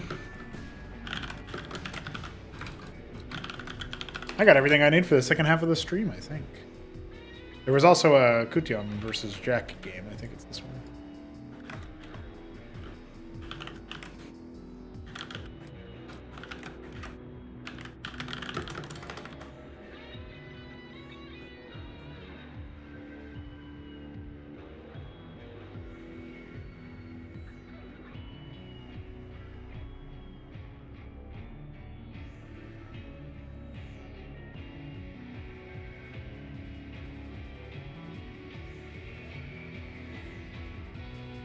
Okay. All right, boys. We know what's up. I'm gonna take a bathroom break and then get some more water because I'm pretty low. And then here we go. Man is a legend. He's one of our low APM homies. Low APM king. No hands king. I don't know how he draws with no hands, but he has no hands. All right. I'll be right back.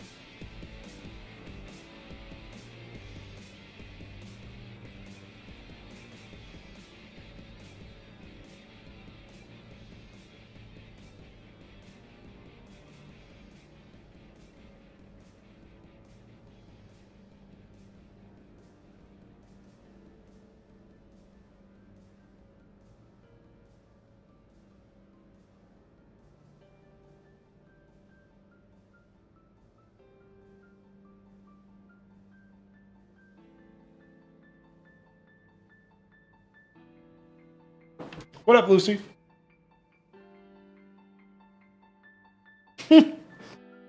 I can't believe you you just said he features your people. Unbelievable. Dog, no. Zarb is famous, yeah. You could call him that.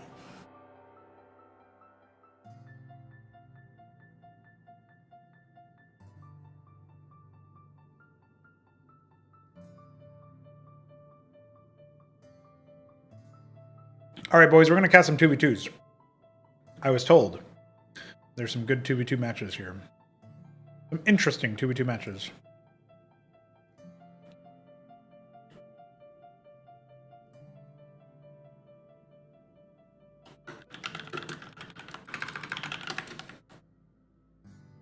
Hey, wait, this is 1v2. Never mind.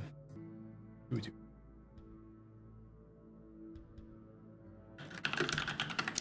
Had the wrong overlay on.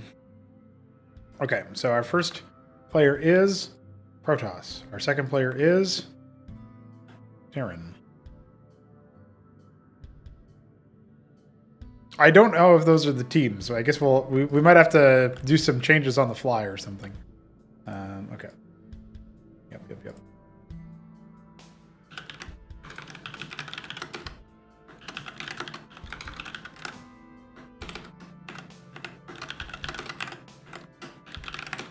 Kasuga wants to play Zerg? What? What's going on here?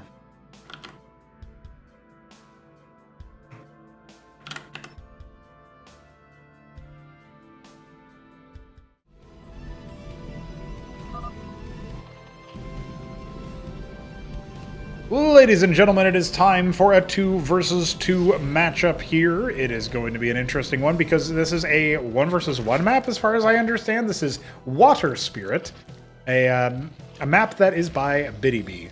And I believe our teams are actually cross-pollinated. So we have Jack Yalansky in the top left as our neon blue Protoss.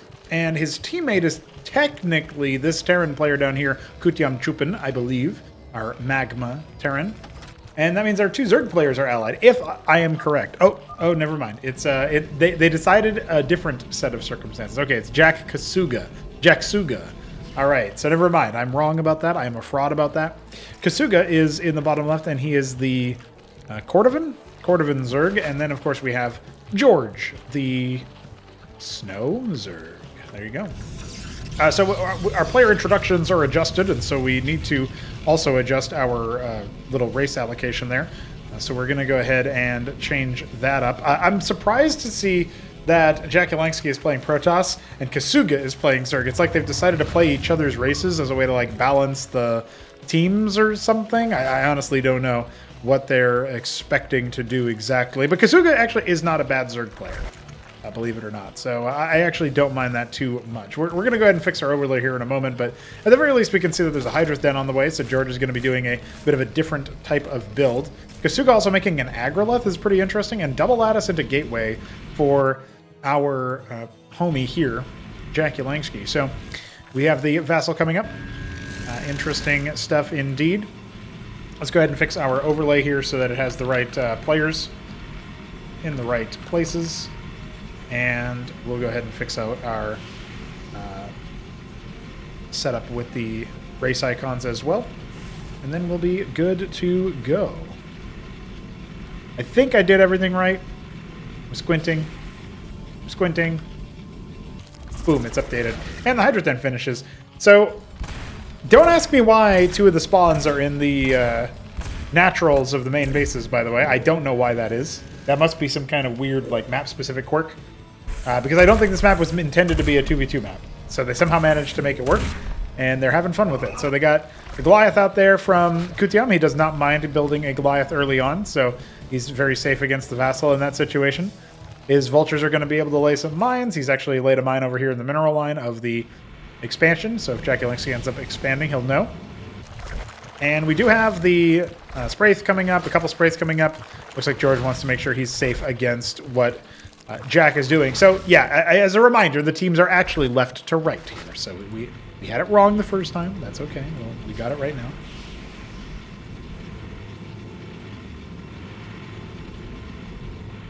Seems like Jack really likes manifolds.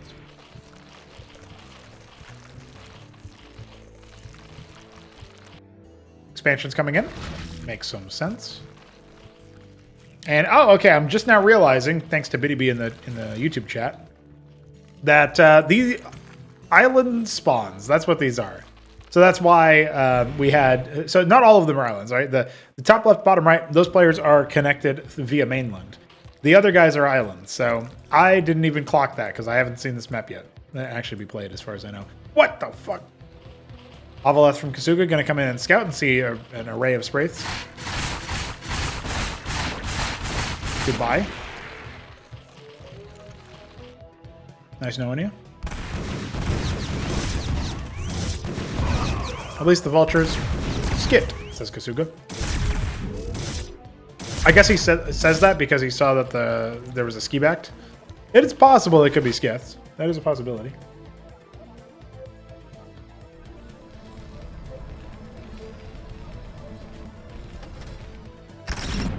Nice little mine hit there to slow down this attack. Kutium ends up airlifting his ministry. He's going to be in some trouble, it looks like. What is George actually making? It is skith records, after all. Technically, that was a nice slow. Oh, that was actually a pretty good hit. The Vassal stays alive and draws a lot of the fire. So Kutium's happy to charge forward there. Kasuga doing a little backseat gaming, not letting Jack Yelansky decide when to end his own fight.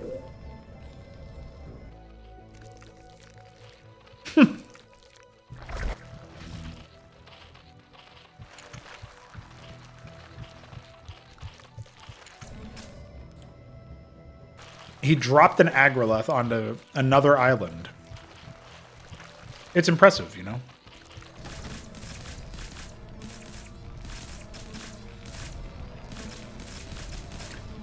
That's going to be a quintuple fulcrum here.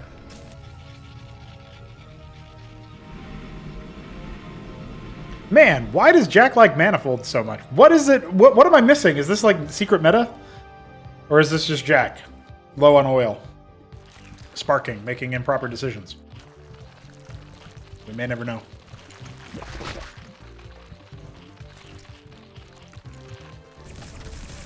Oh! Septuple fulcrum.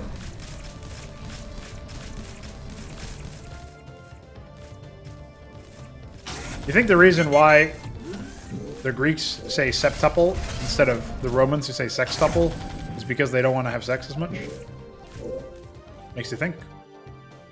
I don't really know what Jack is doing with his army, but he is adding rogue galleries. Oh! It kind of makes sense now. He's going to go probably Barghest Vassal and just try to delete individual objects off of the map with a right click. George, why did you burrow your hatch? What? He's made some Viths. He's made some skiths. We're going to have to wait and see what's happening here. Tier 2 starts for Kasuga as this attack commences. Kutium trying to get out of his own little spot on the map, and he will end up clearing this forward attack force from Jack and start making workers again from this ministry.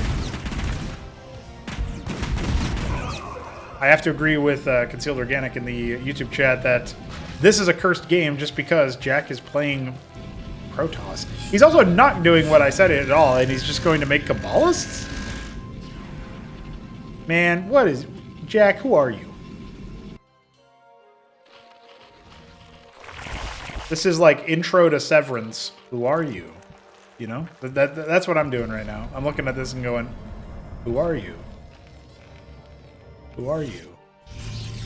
Vulture's going to come in and say, who are you? Oh, cancel something. Not sure what it was. Embassy comes up. He has some idols, so shouldn't be too bad. Yeah, I guess if he makes like Turbo Mass Cabalist, he could just A-move anything, but I don't know. Actually, Lobotomy Mines would probably be the one thing you can't do that to. I haven't actually seen Idols versus Blackjacks, but it's a pretty interesting idea. Yeah, get him with your Kabbalists, dude. Yeah, get him. Oh, they all died. Who could have foreseen this? Who could have foreseen this happening? Here come the skiths. There's so many Blackjacks, though. I think they're just going to kill everything. Oh, he's actually doing a decent amount of damage with those skiths, but He had to sacrifice them in order to clear all of Kutyom's blackjacks. More skits arrive. The vultures are cleared up. That's a lot of dead units there. And look at this. George swaying in with 22 of his own skits. He's going to start eating and erasing Spraiths from the map. And he's got his own Viths in case more skits come from that angle. This is looking pretty gnarly.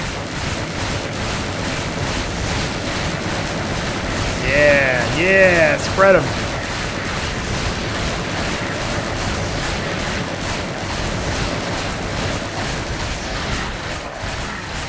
The Screamer Core is helping out as well, of course. Whenever you damage a Vith, it releases a Screamer Core eventually, and that's where you get that mini Scourge hits. They're pretty nice. It does look like, however, that for right about now, fighting over all those Spraiths, seems like it was enough to convince George to back off. Nice little airborne bloodbath there, though.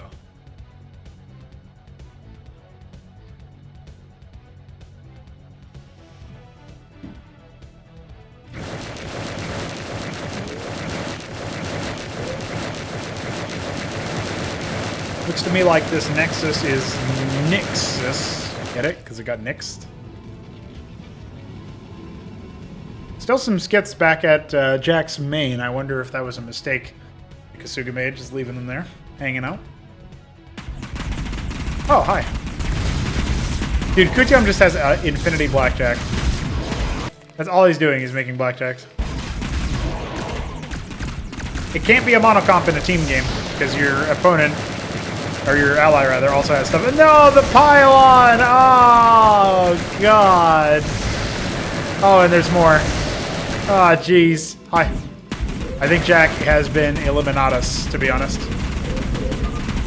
You gotta call GG's after that. And that, my friends, is a 2 versus 2. That has come to a close. We're just gonna wait for them to leave the game. There you go, okay.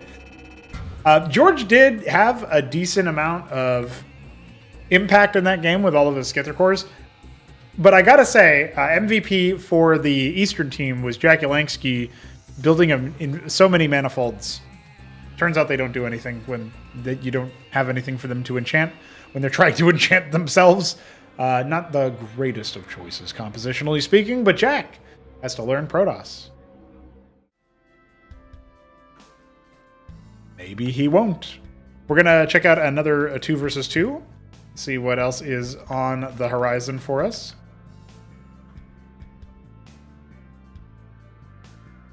Looks like the same situation as before, except Jack as Zerg. Okay, it's going to be a triple Zerg game then.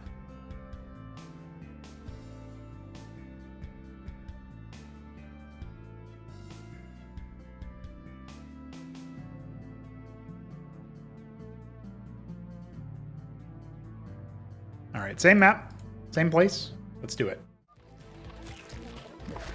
Ladies and gentlemen, another 2 versus 2 on Water Spirit. This time we are going to be taking a look at the same players as the last time we looked at this map, but, big old but, there's a big difference. Jack Yelansky is not playing Protoss anymore, he's playing Zerg.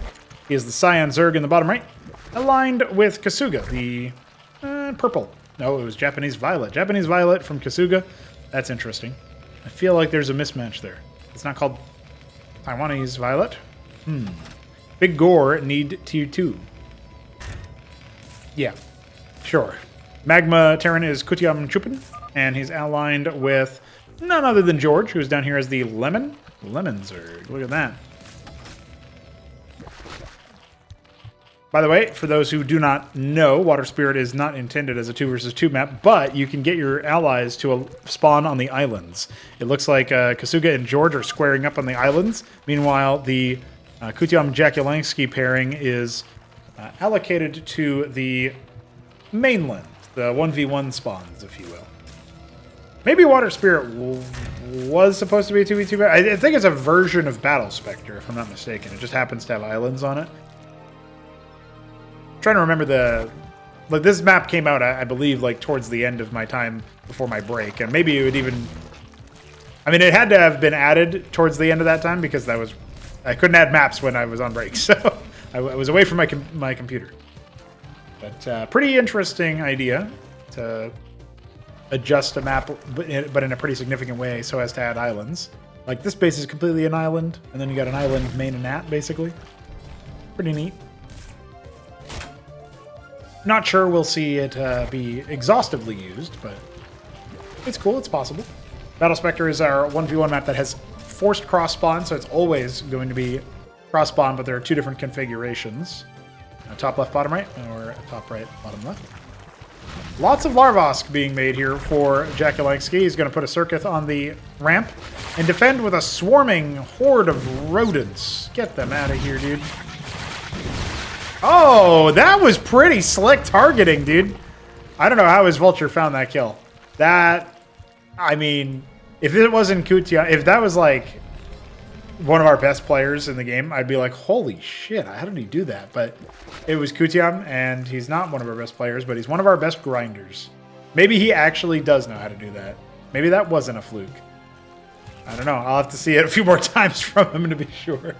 But it's really hard to target a burrowed unit like that. You have to basically be standing on top of them in order to reveal them. So, that's pretty good. Got to give him props. George going for a Hydra Thrush again.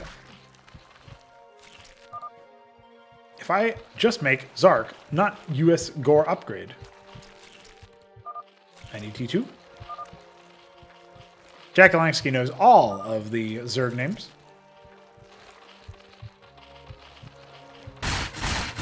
No, Kasuga, don't lose it again. Ah. He died. Skip. Oh, he scouted the same thing again. Yeah, that makes sense. Well, last game, George did pretty well with the Skither cores. And there's so many mines laid around for Kutiam. And he's going to have plenty of coverage. Fanning his vultures out, seeing what he can do. Expanding. Cyclops. Already a bit of a deviation from before. Doesn't have to go mass blackjack against the Protoss player. Makes sense.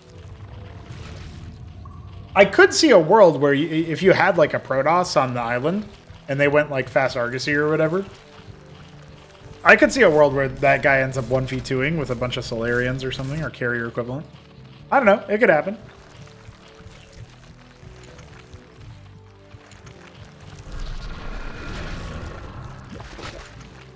Like, he'd have to 1v2. I mean, the mainland player would have to be wiped, and then he could 1v2. I don't mean that he could 1v2 by default. That's not quite how that would work. Are these on patrol? Yeah, okay, it looks like he's just patrolling the sidelines here. That makes sense. Just making sure he can catch whatever units are shimmying around. He's actually going to be bypassing the Zeths in the process. Doesn't end up confirming the presence of the Ministry, so Jack a little bit in the dark. But you can presume that there's been an expansion, judging by the placement of the units. Kasuga just using an Agrolith to make a lot of static defense. His Obelith didn't drop the Agrolith to the expansion this time. The Agrolith actually didn't get made until later. Oh, he's actually made multiple Agroliths, and he's going for a very fast tier 2, so I guess we know what's up. His second Obelith of the game spawns out to help take that third base. And the Cyclops are starting to dance with the Zerg army. Jack out on the map in a familiar situation. He's got a couple Naths still left. Zone expansion finishing up. Iral Iris is completed for Kasuga.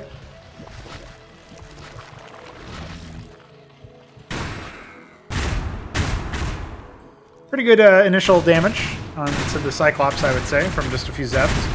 And you can see Jack has actually basically allowed Kutiam to walk in, and now he's got units spawning on the one side. He's got the flank coming in from the other. The hatch might still be in danger here. It doesn't take that much more damage in order for it to go down, but it looks like it will end up being spared just barely. I mean, sub 50 health is no joke.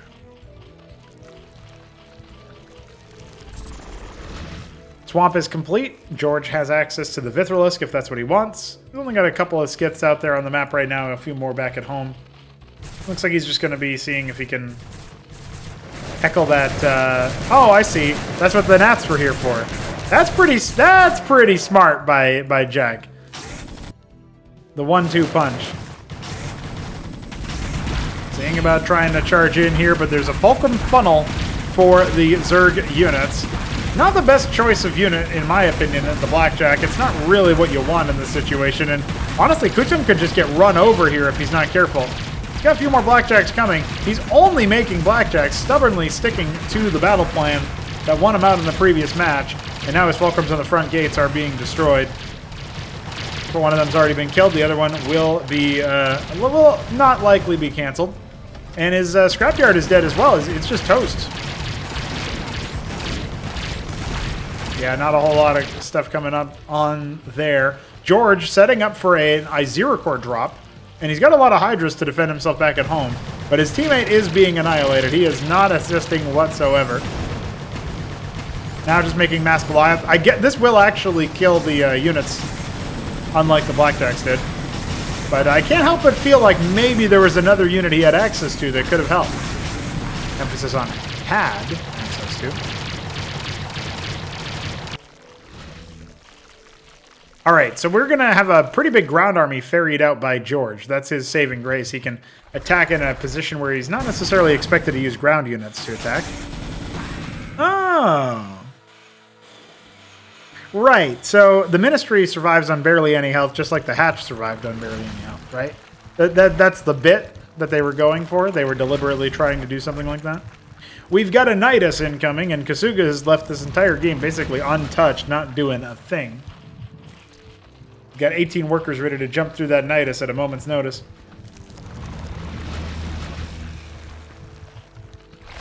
It's nice to see Nidus in the middle of a Cosmonarchy match, honestly. We don't get to see too many players actually using them. But it seems pretty good. I do think it's funny that Jack makes this call about killing Kutan with air. He just made a rotation of only Goliaths. Technically made multiple, but Jack knows about one rotation of full Goliath production. So I'm just pointing that out. I just think that's really funny. Like, yeah, man, this guy only has anti-air units. Like units that are really, really good at anti-air. Go kill him with air. All right, then, if you say so. The Avaleth Express has once again grabbed a couple of units. A Vulture is now heckling the potential third base here for Jack. Goliath's sauntering forward.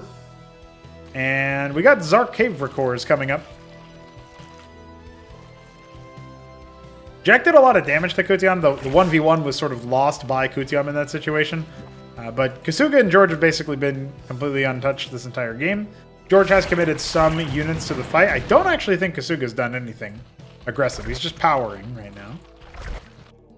And now we got the Goliaths and a pretty sizable Zerg army moving for Jack's base. Back at home, we just have Blackjacks again. All right, if you say so. And now, here comes the attack. We have some Zarkavrakors here for Jack Yelansky. Is it going to be enough is the question. There are some Hydras, some Goliaths. Save me, asks Jack. Does he need any saving?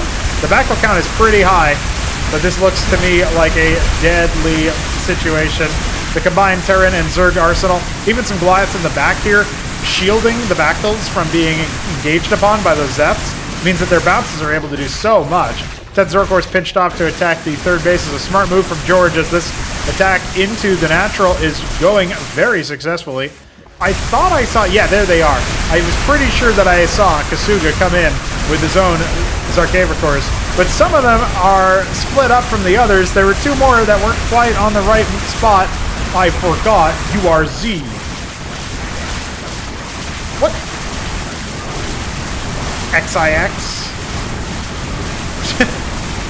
I don't know what kind of smiley that even is. Is there a way to save the situation here for our Eastern team? Somehow Kasuga played single player, like, not even versus any actual humans. He was alone in the lobby. He didn't even realize his ally was Zerg. Thought he was Protoss again for some reason, I guess. More Blackjacks pouring in. Another drop, this time directly onto the front line, and now into the natural.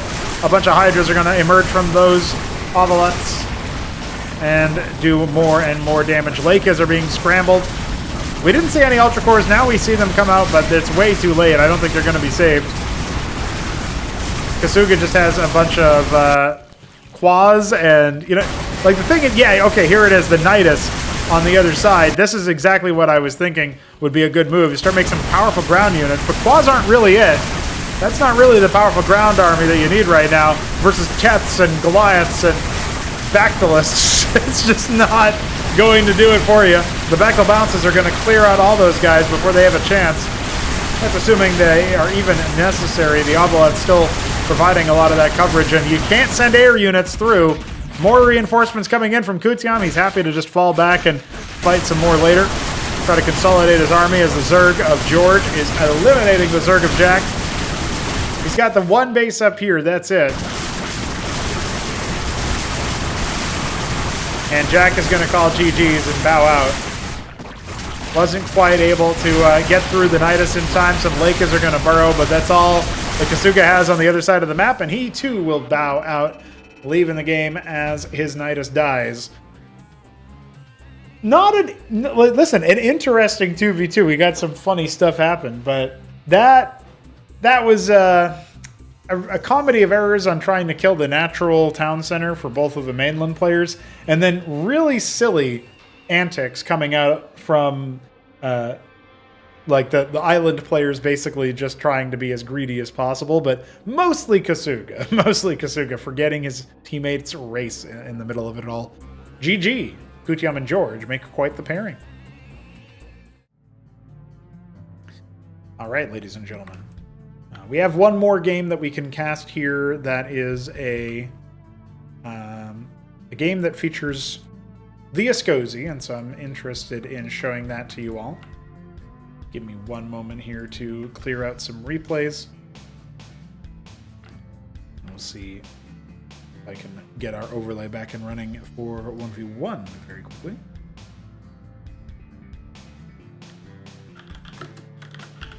Of course, we're going to Crisis Vector. Where else would we go?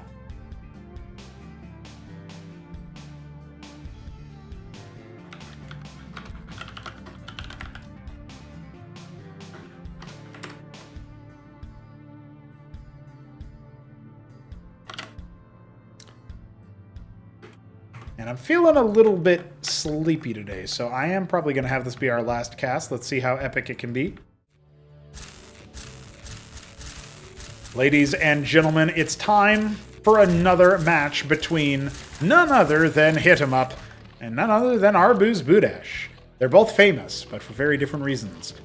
Hit 'em Up is going for a Radix Open as our Electric Blue Ascozi. Meanwhile, the Orange Zerg of Arbuz Budash, well, we don't quite know what he's going to be doing yet, but I'm guessing it'll be Larvosk into Pool. A very bog standard opener. I think Arbuz Budash already is aware that when it's going up against, in terms of attacking Ascozi, right, you don't want to stay on Pool for too long, but he doesn't like opening Hydrith in any matchup that I'm aware of. And I could see why, like, super fast rushes or whatever from the Radix would be spooky for a Zerg trying to do a more defensive, like, tech-oriented build that has some greedy elements to it.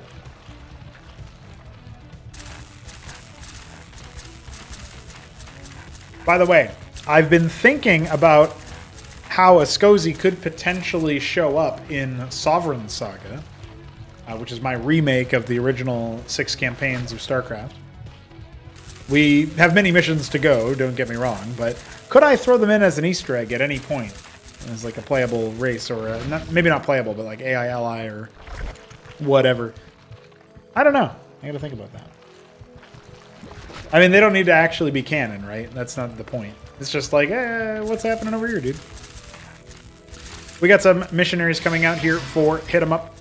As another reminder for anybody who's watching, we do have the Gauntlet Stage signups available if you want to participate in our 1v1 tournament circuit.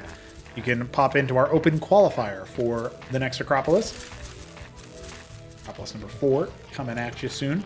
We've decided our tribunal invites by now, and we've also taken care of our invites from the previous top 4 of the event. So it'll be in a fun, exciting time, and our gauntlets have opened up. Already got a couple signups then.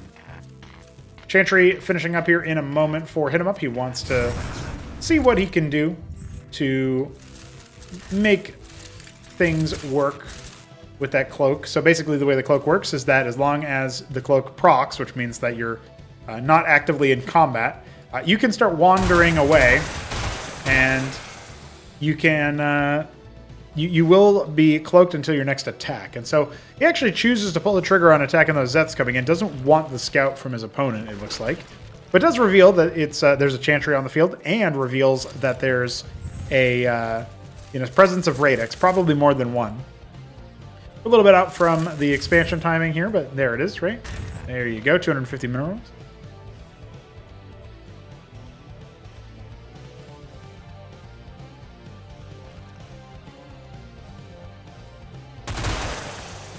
This little dance here should favor the Zerg, given that they're right next to the Zerg spawn point, but Hydra's Den on the way, and actually at the time of casting that, there were no combat units coming, so I could see a world where it could start snowballing out of control, but Hit 'em Up just wanted to poke and see if he could inspire more defensive play from Arbuz. Then the hatch comes on down to the natural, so Scozy Landlock does take a long time to make. These will be online pretty quickly. Pretty close to the same of them. Oh, okay, it's a tech rush. The Gauntlet and the Cypher are on the way at the same time. It's going to unlock Tier 2 for our Scozy player. Arbuz Budash is waiting for his Hydra's Den to finish up so he can start getting some muscle. Help take down those pesky Scozy units.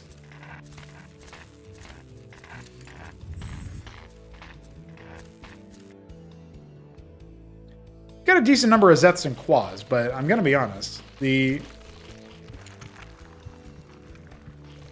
7 Hydras coming, I guess he'll be able to handle like the first couple units or whatever that get made, but what is the plan? We got another Radix coming. Cypher almost complete.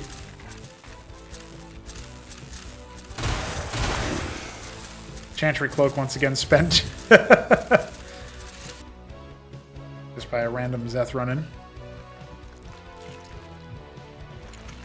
Macro hatch here for Arbuz, I don't mind that. Starting to saturate the natural, sending a couple of workers over. He did end up with more than 7 Hydras, I think. Hard to tell. Okay, and we do have the Xylodes coming out, so it's going to be some kind of advanced mech. Ovoleth here for detection means that those Cardinals get shellacked before they can even start the cloaking. Still, they contribute nicely to the attack, and Vickers slow down the Ovoleth, meaning it does go down. Gotta watch out, man. The Vickers are pretty nasty looking.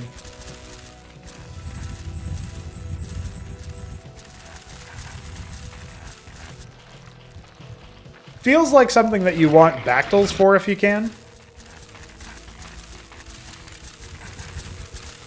No tech structure just yet for anything from the Xylode. Oh, okay. The Ovoleth comes in, he scouts the Xylode's coming. I don't know if Arbuz is familiar enough with Scozy to be able to look at that and be like, yes, I know what you're making. 5 Bactals coming. He didn't get too deep into the base, so he didn't actually scout the tech, but you know that these two structures exist if these structures start to come out, so there is that at least.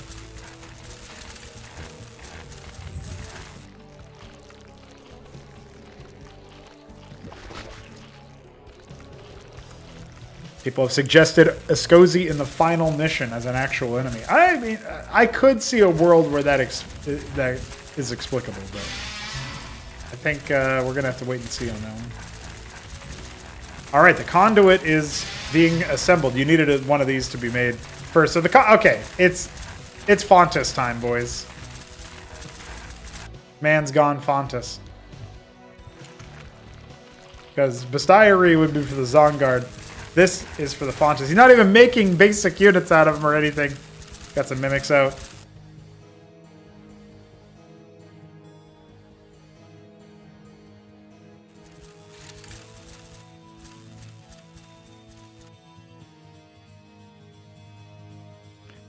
Zeth Quas and the Bactals are ready to take this fight. This will be a fight that Arbuz could actually win. Before the Fontus properly comes out, those mimics are not going to last very long. Indeed, most of them have already gone down. That's the source of like healing and, to a lesser extent, the armor pen. Vickers doubling back. They're going to chew through all of the front line, leaving only the Bactals left alive. Yeah, if we get another round of Hydras or something, we could see some good action, but the Fontus is on the way, and it's quite the living battery for the Scozy army. Clears out anybody going for expansions over at the low ground double gas base. That's the shopkeeper dog hates you for taking this base. In case you wanted to know. More Radix is coming. He's just going to go Missionary Fontis, isn't he?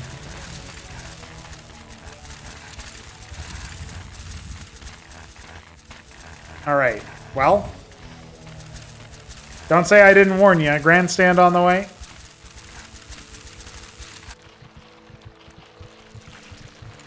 He is going to go for a Vornath. I don't hate the idea of going air as a counter to Fontis, but it's going to be a little bit spooky. Yeah, Shopkeeper Dog already knows in the chat. He says Fontis versus Bactyl. Oh, no. Yeah, you're not going to be able to do too much there, are you?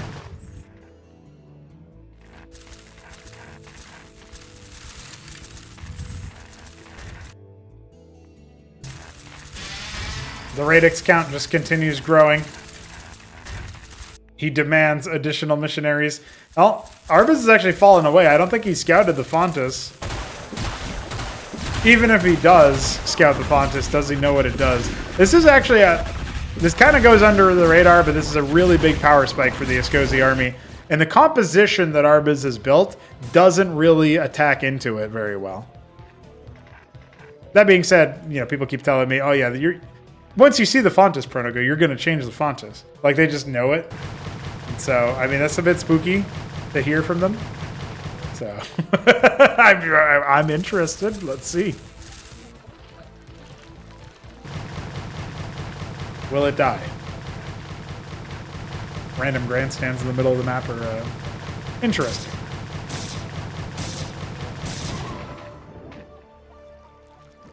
Very interesting.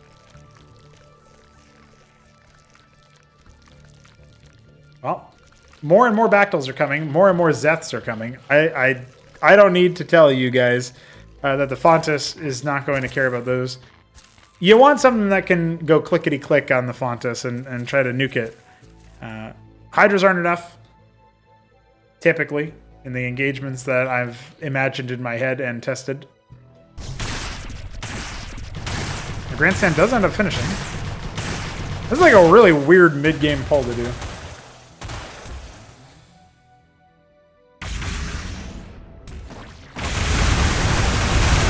All right, the healing is in effect. They're getting the heals off, boys. And then when they take enough damage, they actually start pulling targets to them. But you can't break them with single target damage unless it's actually something to look at. Where's your...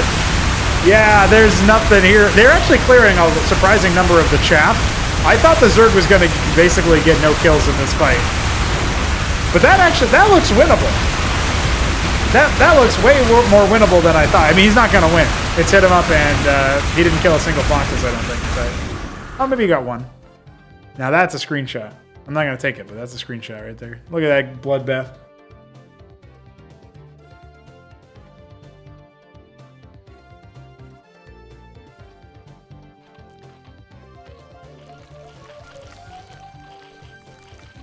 The Vicar Splash did more to my army than his army did, says hit him up. That might be true. But I looked at that. I took one look at that fight and saw that like all the chaff ended up dying. And I was like, oh, wow, that's really surprising. So anyway, the power generators are killable, so he's going to kill those, I guess.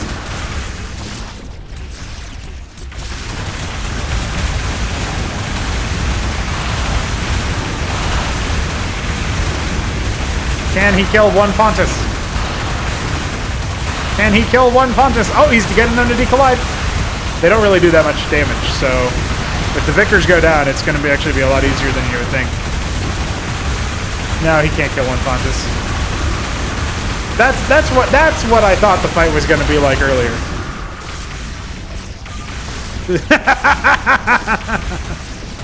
Did anything die? I don't see any Escozi rubble. Nope.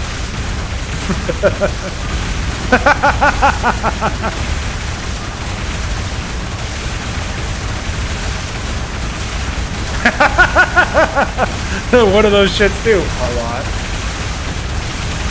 That's like... That kind of comment is stylistically designed to make Arbus annoyed. So anyway, I appreciate the mind game.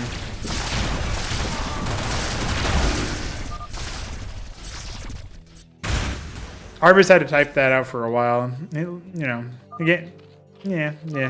GG. Honestly, I don't think the Fontus needs to be nerfed. Anyway, I just had to do that for, if I turn that into a video on YouTube later, I have to put that in at the end, you know what I mean? I feel like if you're able to get to Ultra Cores or something, that should be possible, but it probably depends on the Fontus count. Also, I do think that Arbus could have just recognized the tech rush. When you see that the Escosi player barely has a natural, but they have both tech structures on the way or already done, you should know that either you need to figure out what they're likely going to do. Maybe get like really greedy tech up, you know, get your own tech in order and get your get a couple extra expansions in order as Zerg, right? Thinking from the Zerg POV. You probably need to do that, or you need to decide I'm gonna all in now and just try to kill him, because there was a lot of play there for Arbus to go for the jugular, and he just didn't do it, sadly. That's sad. He could have.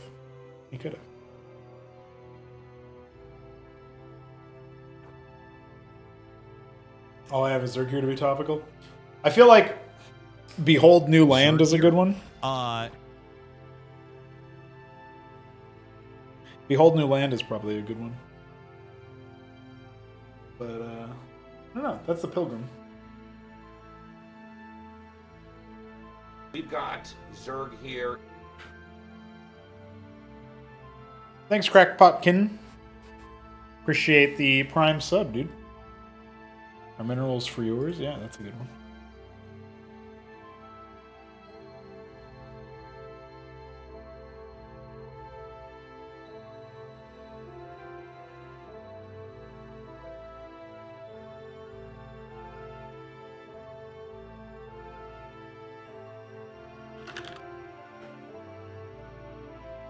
Hey, Kamikaze had also just popped into the Discord server. Very nice.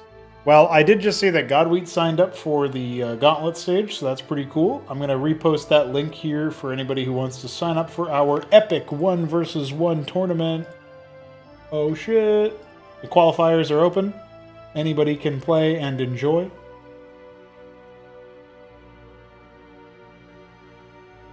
Hell yeah, brothers. Stream is good. Stream was fun. I don't know if I'll have time to do one tomorrow, because tomorrow I do have shift work.